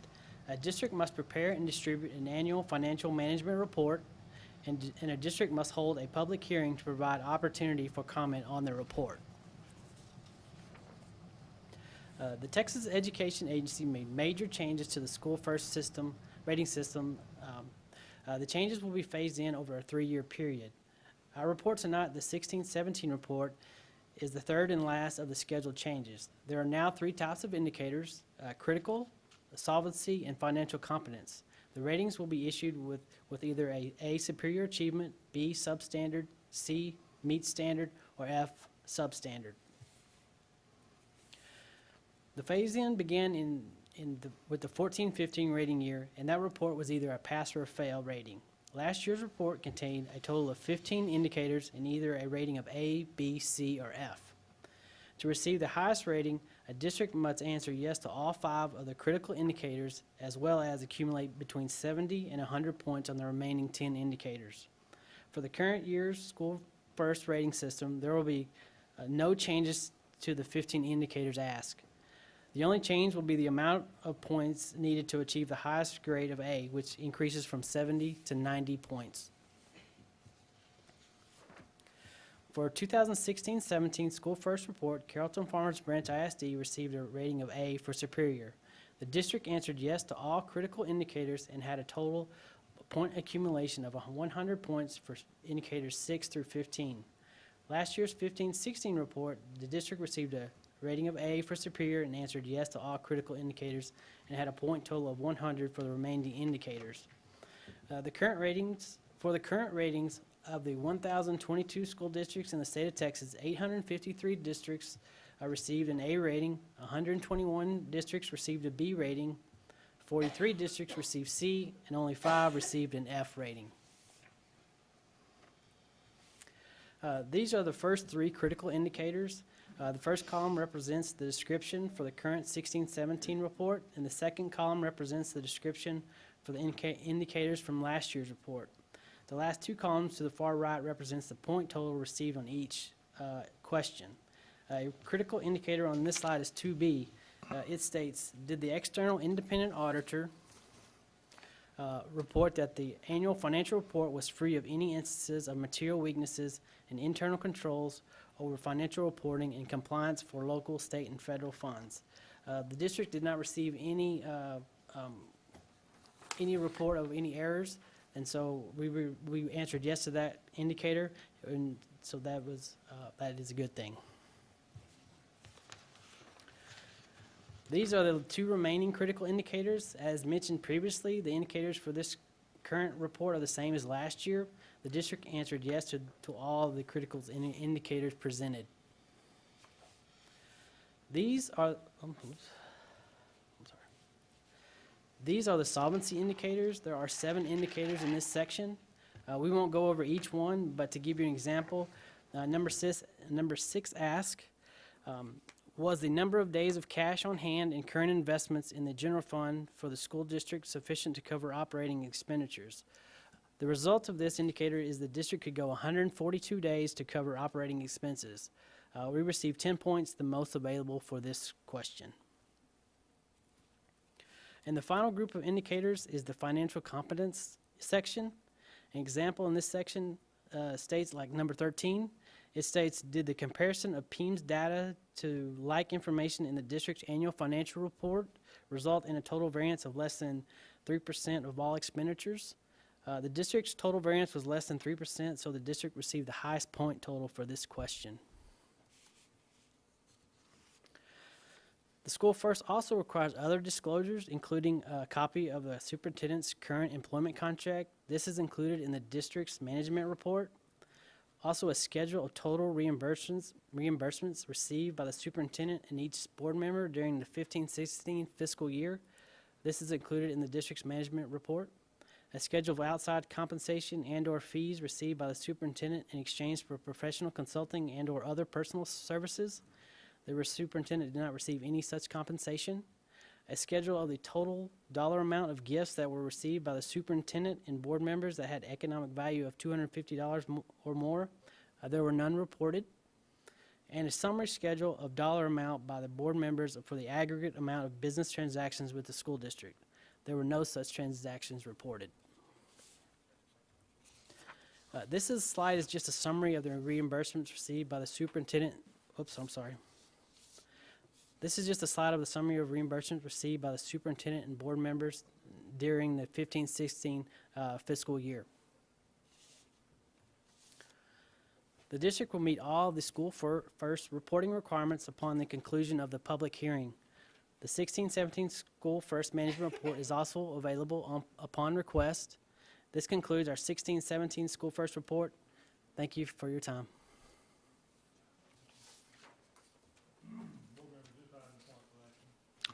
Do I have a motion regarding this item? Mr. Shackman. Matthews, I would move that we accept as presented the 16-17 School First Report.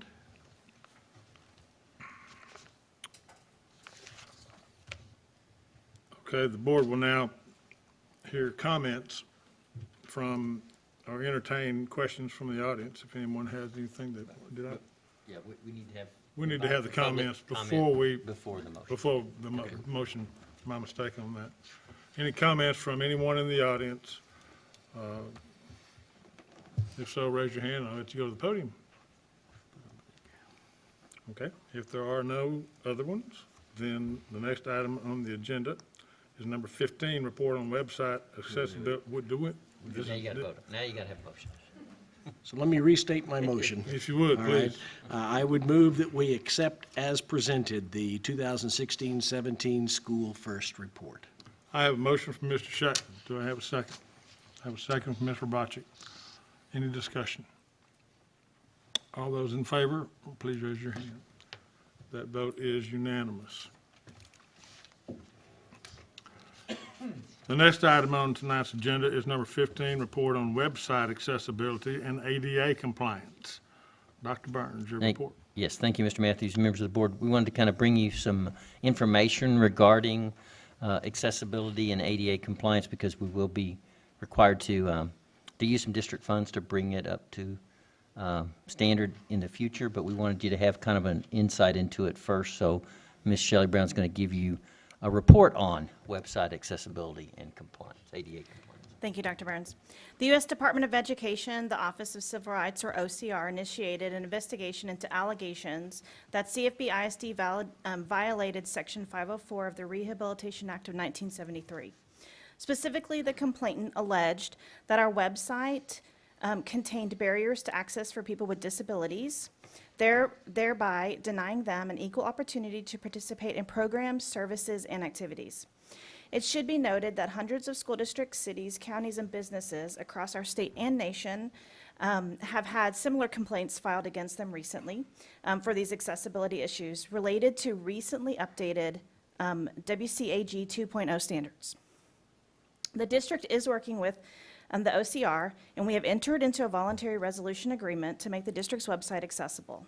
The superintendent, as directed by OCR, on October the 17th, executed a voluntary resolution agreement. The OCR subsequently closed the investigation. Previous to this complaint, the district had taken significant steps to make the website accessible and ADA compliant. OCR acknowledged the steps the district had taken. Some of the corrective actions already taken included making images and pictures more readable by screen readers, posting a notice of alternative formats allowing anyone to request information in other formats, and adding closed captioning on videos. One of the steps we have taken recently was moving our content from the video platform Vimeo to YouTube. The reason being that YouTube allows closed captioning and Vimeo does not. Moving forward, we will only use YouTube exclusively for our video content. As part of the resolution agreement, the district will bring 3 items to you, the school board, in the coming months for your consideration, including an updated board policy on accessibility for our website, a plan for corrective action, and a plan for new content. As a part of the resolution agreement, the district will use an outside auditor, to assess the accessibility of our web content. The auditor reports will be used to correct any content that is not ADA compliant. With the resolution agreement in place, the OCR has closed the investigation against the school district. This concludes my report. Thank you. Mr. Matthews, members of the board, as we said, we just wanted to kind of give you some information tonight so you'd be kind of have some background to it as we proceed. And as Ms. Shelley Brown said, that this is not something exclusive to CFB. This is inclusive to many, both public entities and private entities, that their website needs to be brought up to compliance. So we just felt like it was a good thing to report to you first, and then we'll bring you back the cost related later. So. Board members, do you have any questions regarding this? Hearing none, seeing none, we will move on to agenda item number 16. Board members, this is an opportunity for us to share some of the continuing education takeaways received during attendance at the 2017 TASB Convention Conference held in Dallas this past month. If you have anything that you just really jumped out at you and you'd like to share it with us, we will start down there with Mr. Ramos. I think I already did. I think you did. I think you did too. Jumped again. Mr. Shackman? It was a great conference this year. The probably biggest takeaway I got, and we got a follow-up for that at our team of 8 when Phil Gore was with us. 2 of the folks that Mr. Gore, Dr. Gore, has been working with in doing the developmental study for improving and creating a stronger level of board governance were in two different sessions that I got to attend. And as they talked about that model and really challenged all of us that were there, especially in the area of boards being interactive and transparent and engaged with the community and doing more to bring community support in. Ms. Herbacci, your question earlier about the campus improvement committees, my sessions would have applauded your questions. But it was a good conference, and that was a couple of the highlights for me. Okay. Ms. Valenzuela, anything? So one of the interesting things that we got to discuss was Title II funding.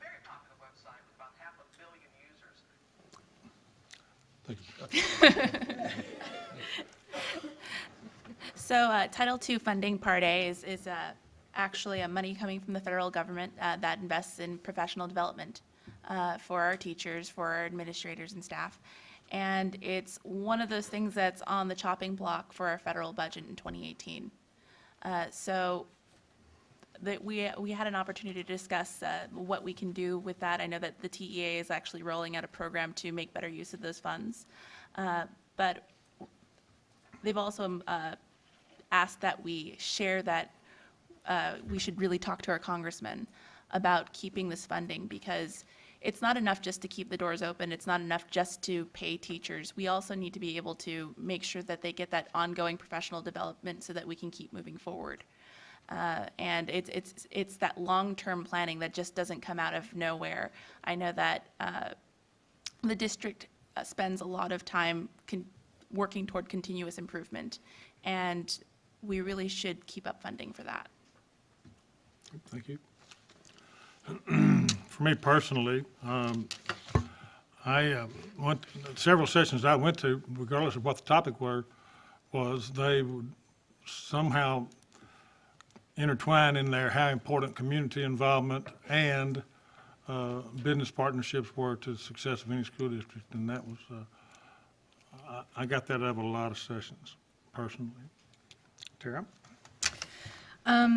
There were a couple of statements made in some of my sessions that stuck with me. I attended one about instructional space and with the facility assessments that we've got going on. And the statement was, you can have the building trend, similar to some of the trends we saw as we walked around Carrollton Elementary at our last work study, but you have to have the instructional practice to back it up and facilitate the effective use. And so they talked about, the district showed examples of how they trained their teachers for several years before the new buildings and the remodels were in place on how to use the space for the students, and I thought that was interesting. One thing they said, that computer labs were changed to collaborative spaces, and you think about all those really cool computer labs in the buildings, and locker spaces, which we all, well, maybe don't know, but a lot of our middle schools, or all of them, don't use lockers anymore. Those were changed, those areas were changed to have benches and seating areas, and so I thought that was interesting. I already mentioned one of that the comment that communities, can't support what they don't understand. So again, I think the importance of community engagement. One of the statements in one of the governance was also, don't let your board be politicized by your community, because that distracts from student achievement. So I thought that was an interesting comment. And I also thought one statement was making it personal, awareness of public education. And you're not anti anything else, you're just more of a supporter of public schools. So I think that was a good perspective. And I also wanted to let you know that I did act as the delegate to the delegate assembly. There were 22 resolutions.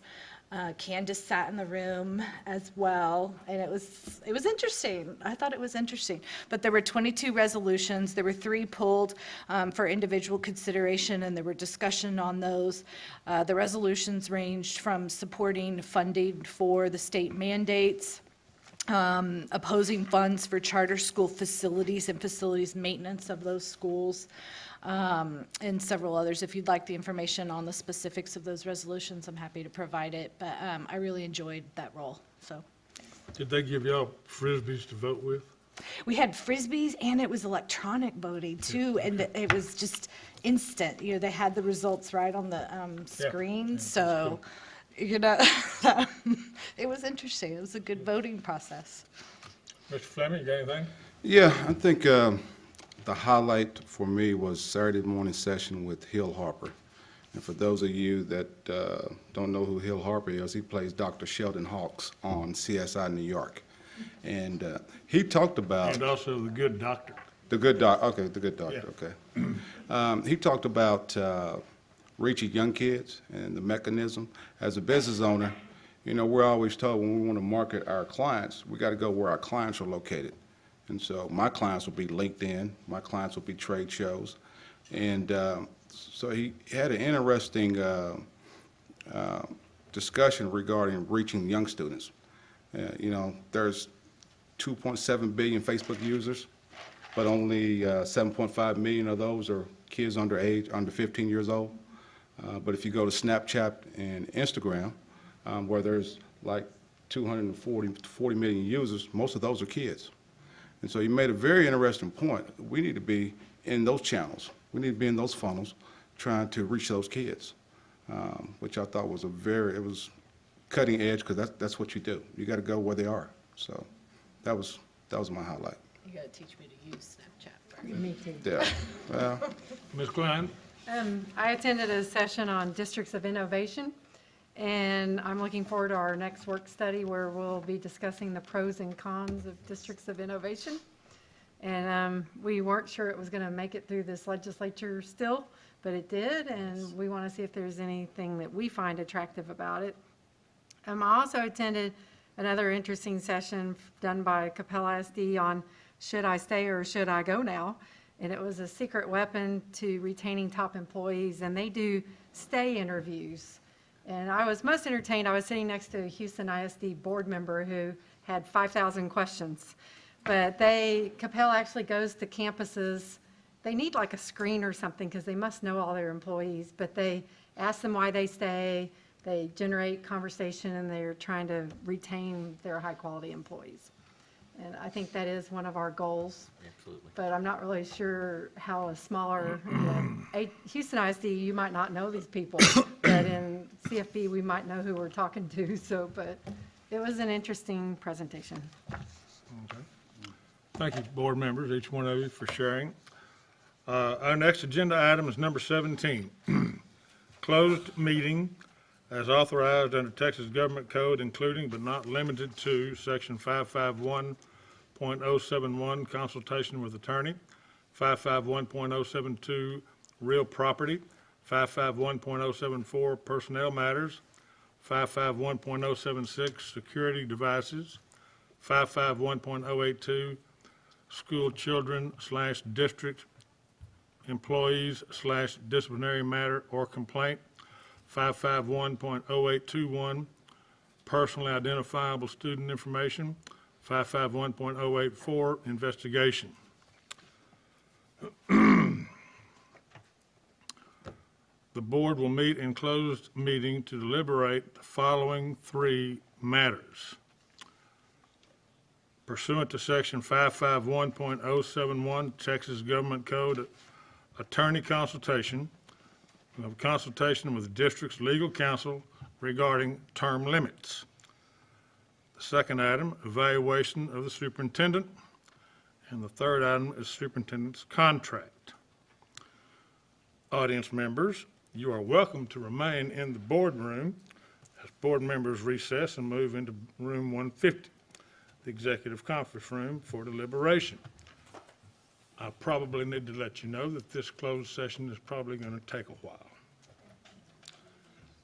But you are welcome to hang out as long as you feel up to it. The time now is 9:03. We are back on the record in open session at 10:19, having returned from closed session.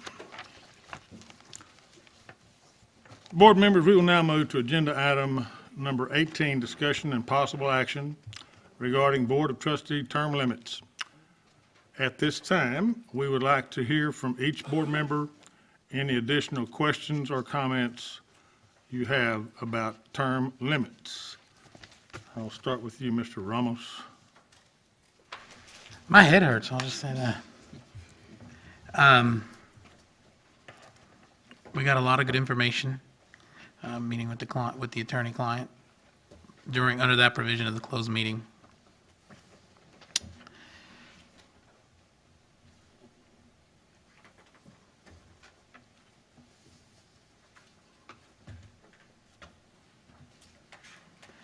Sorry, I'm mulling over everything that was discussed in there. And it's a lot of information to digest.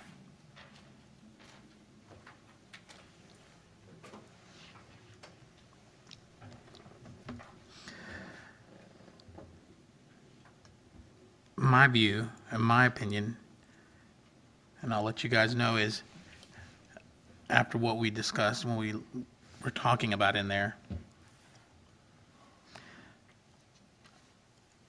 I'm in favor of tabling this till next meeting. I mean, there's just too much information to digest for me personally. I'm not saying remove it. I'm not saying that we don't discuss it anymore. And that's it. Thank you. Mr. Shackman? This is an interesting discussion. I suspect that many people think I'm the person who brought this up.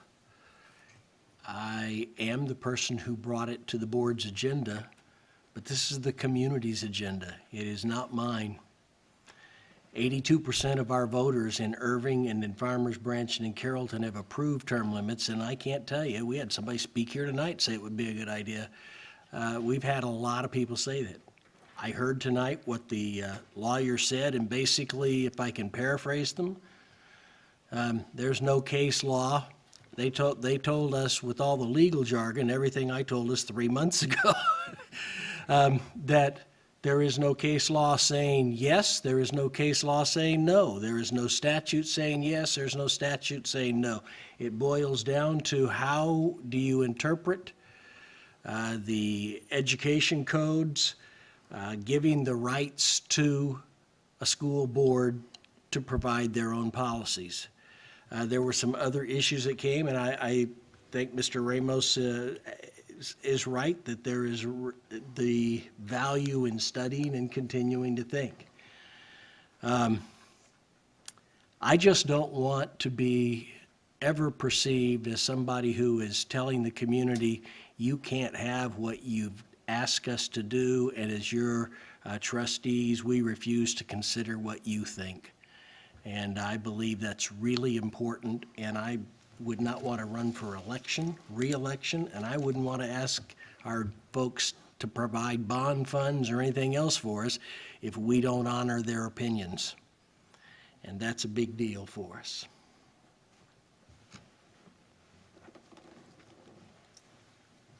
Ms. Valenzuela?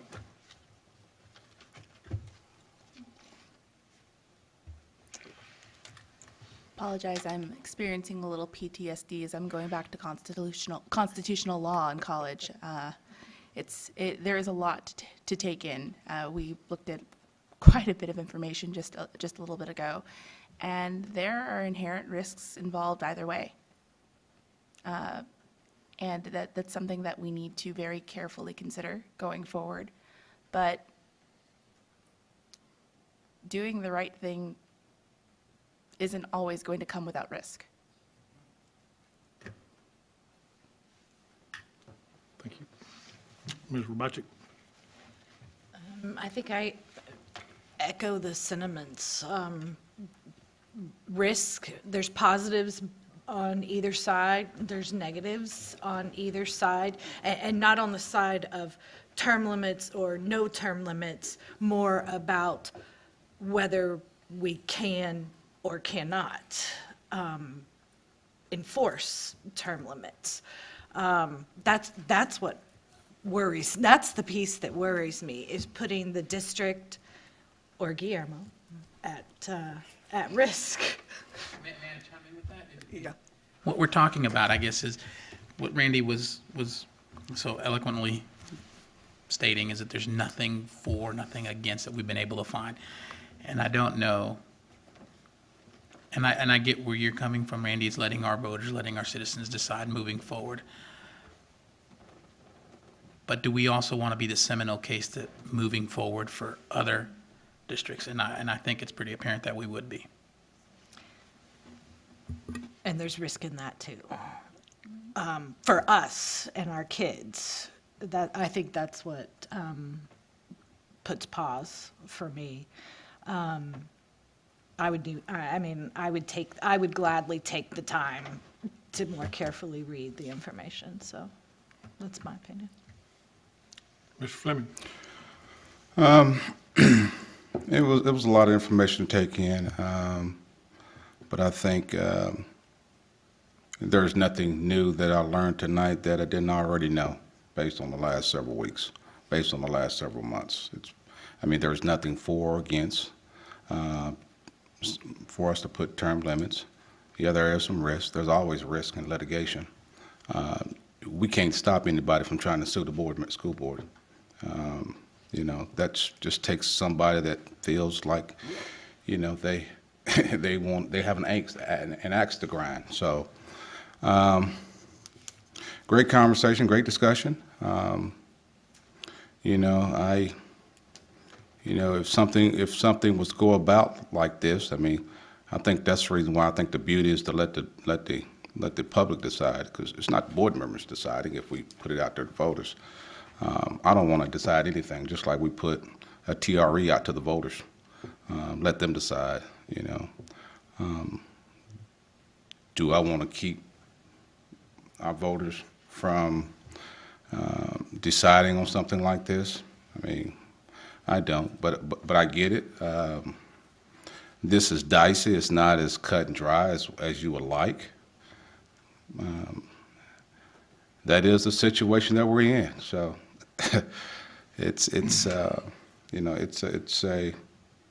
a difficult situation to be discussing or to be in and then having to discuss. But the risk of litigation, that may scare some away. I don't know. I do believe in giving our public, our population base, I believe in giving them options.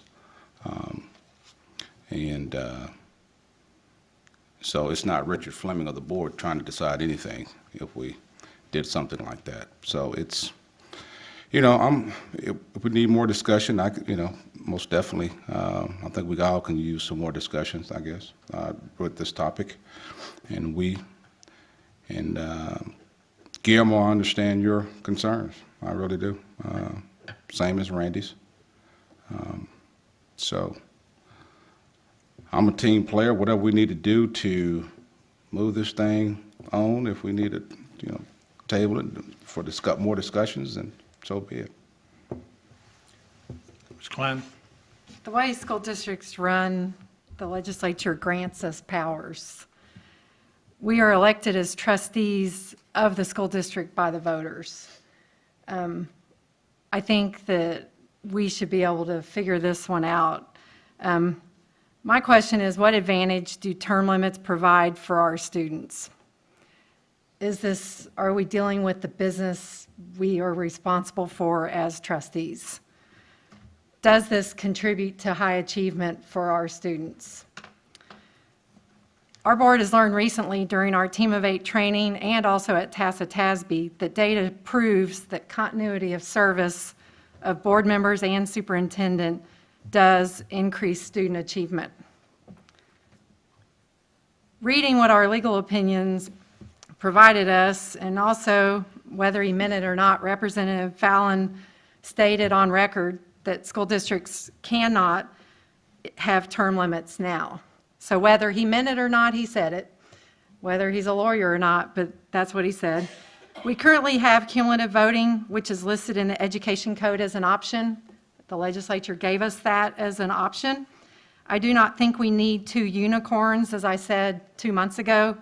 I think the cumulative voting is working. Let's see what continuing the impact of cumulative voting has and the benefits on the district. I believe this is an ongoing distraction for the board. It does not benefit the students that we're trying to serve and how we're trying to improve their education and their teachers and the staff at the schools. The education code directs our focus. I need to look it up and get the quotes, but our focus is supposed to be on student achievement. It's not supposed to be on other nebulous issues or things that do not affect student achievement. I believe the voters have the ability with cumulative voting to elect who they choose. I do not support becoming the only district in the state to adopt term limits. Reminds me of Farmers Branch and the illegal immigrant legislation laws. Has the legislature given us authority and power? They give us what they give us. We are not a home rule city. The home rule cities were granted by the Constitution. School districts have not gotten any of that. So we learned in closed session the absence of prohibition is not granting the right. The other questions I have is a lot of the legislation introduced said it needed to be more than a simple majority. What is more than a simple majority? The legislature has not determined. Number of years, what should the number of years be? Every piece of legislation shows different numbers of years. So I really think, and some of the advice we got was, let's see what the legislature can agree on. And I support Mr. Ramos's deal that this is a lot of information and we need time to digest it.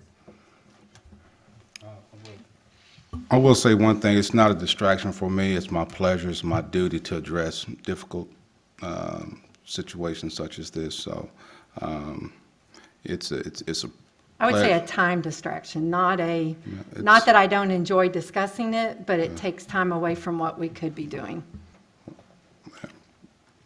It's a pleasure to be talking about this topic because our voters requested it and our voters wanted us to discuss it, so that's all. And I'd like to thank everybody for putting in the time because this has taken up some time and so it's quite a bit of research. Everybody has jobs. Most everybody, but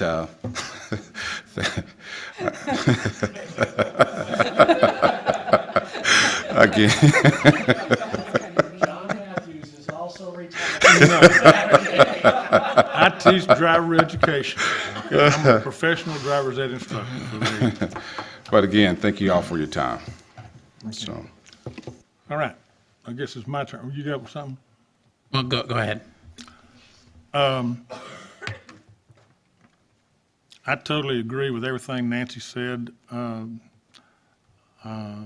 believe that continuity of board members does, by all research, indicate or help student achievement. I do have a question. I don't know if I was asleep when this took place or if I was out in the woods, but Randy, when and how did our communities say they wanted term limits? When did they vote on it, and what? Voted, but we've How had do we know over, that? the- we've had over. You got 82% somewhere. Where'd that come Okay, from? 82% is when you look at the vote. Nancy and her home rule cities. We're not a home rule city. No, and we're not. Nobody says we are, for crying out loud. Where's my numbers? Voters have elected 4 people that campaign on term limits to this board, which is a majority. That's how they got Okay. it. The voters have elected 4 people on here that said they were for term Irving. limits. Period. That's how we got it. Irving voted in 2013 to amend, to keep their mayoral and council term limits, but to amend them from 4 years to 3, passing it with 87.2% of the vote. Farmers Branch added term limits to their council with Prop 2 in 2011, passing it with 81.4% of the vote. Carrollton, Proposition 5, the term limits charter amendment was an amendment to their term limits, and it was passed with 79.4% of the vote. 90% of our students come from Carrollton, Farmers Branch, and Irving, and that's an 82.2% affirmative vote from those communities for term limits. And those are all city elections, not school district I elections. And we understand are that. different than city elections. I'm more than that. That's Just why saying. we don't have to have a vote to have term limits, although I would want to have a referendum. We heard from the lawyers. we would only enact policy. We are not a home rule city. We never will be. I doubt that we'll ever be a home rule district, though legally we could be. But we have had, on multiple occasions, since I've been on the board, I'm in my 4.5 year, into my 5th year on the board, I bet you we've had 24 people, 36 people over the period of time at various levels at audience for guests express their concern and ask for term limits. Every candidate forum for each of the last several years has asked questions about term limits because the constituency wants to know if they would be supported by people, and I believe that they have voted for people that they think will do that. So that's where those numbers are coming from. And and if you talk to people, I get it that, I brought this up, so maybe people are talking to me, but I have a lot of people that are emailing me, texting me, calling me and saying, hey, keep up the good work. We want term limits. And, so that's where the numbers are coming from. Okay. Again, we've all heard a lot of information on that, and I would also be inclined to, did you have something else you want to say? Just something I have to briefly interject, and I no matter how onerous or onerous, I don't know words, we might consider term limits, I want to just be on record as saying that imposing them wouldn't be the same as systematically trying to expel Hispanics from a city. Just wanted to make that clear. Okay. Again, we've had a lot of discussion, we've heard a lot of stuff, and a lot of stuff to read, and I would certainly be unopposed to tabling this and having future reading and discussion, tabling this maybe to the next meeting. But this, huh? I'd like to make sure we got plenty of time the next meeting to handle business as well as Dr. Burns' Yeah, it's gonna, information. yeah. Could it be January? So we heard of some additional questions, obviously, we'll try to get those answered. I guess the question we would have is, what other information do you need, or you just need time to study the information you have? I think Really, we could table this to the January meeting for that matter, because even if we voted tonight, nothing would go into effect until later on anyway. Since we're gonna, If we vote tonight or whenever, that we would actually simply vote to ask for a referendum on the ballot. Let our community tell us, let us see if 60 or 70 or 80% of them want us to have term limits. And then we would come back and enact a policy potentially because of what they told us. The challenge would be, when does the ballot have to be in place? So it's, I think, February, but, so a January meeting could potentially work with that. And whether or not we decide to do that, I think that'll rush it. Yeah, we're body corporate and we will always be We don't want to such. put you in a crunch. That we voted on Yeah. January. Yeah. Yeah, the election code will outline those timelines, but yeah, there's some specific things to have it on the ballot by. Right. We'd have to have that decided, so.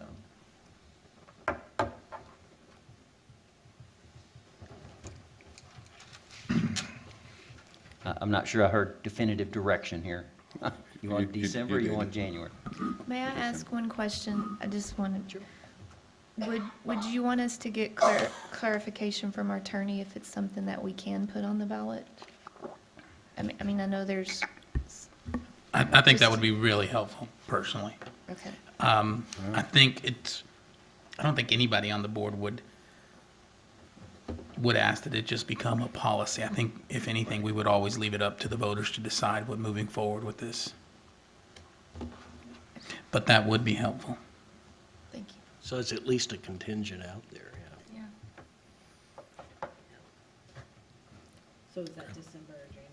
So, Yeah, so is that December or January? what's your pleasure? December, you want it back on the agenda for December, but we're not hearing other than the one that Mr. Ramos asked us to research. Yeah. We will find that out for you in terms of the election, putting it on the ballot. But other than that, it's time to study the materials you already have. Right.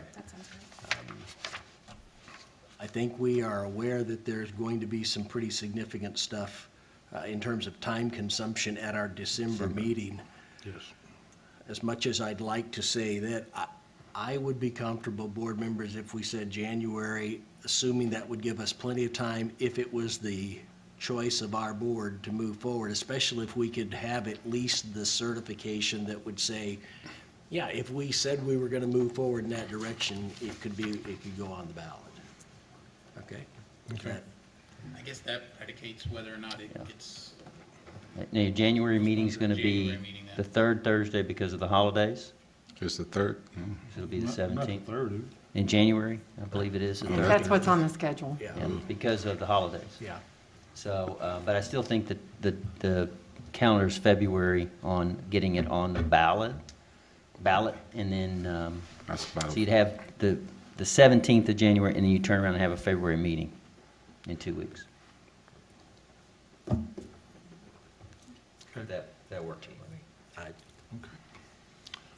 Okay, board members.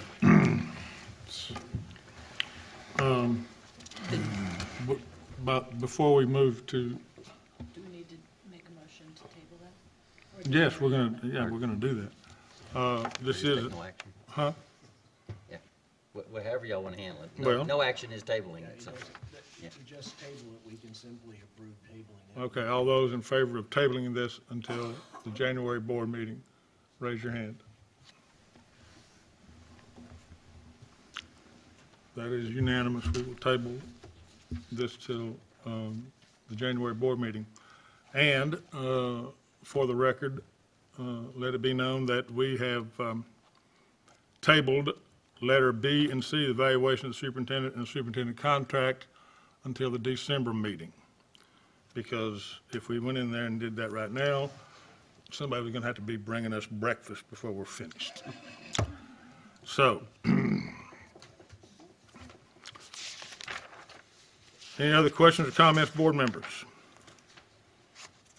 I do want to thank everyone that's here and stayed and listened to. I know it's kind of a longer meeting than usual, but I appreciate you all being here and listening to us talk and discuss this. Likewise, I second that emotion. That's a song, too. Okay, ladies and gentlemen, we have reached the end of our agenda, and we are adjourned at 10:42. Thank you.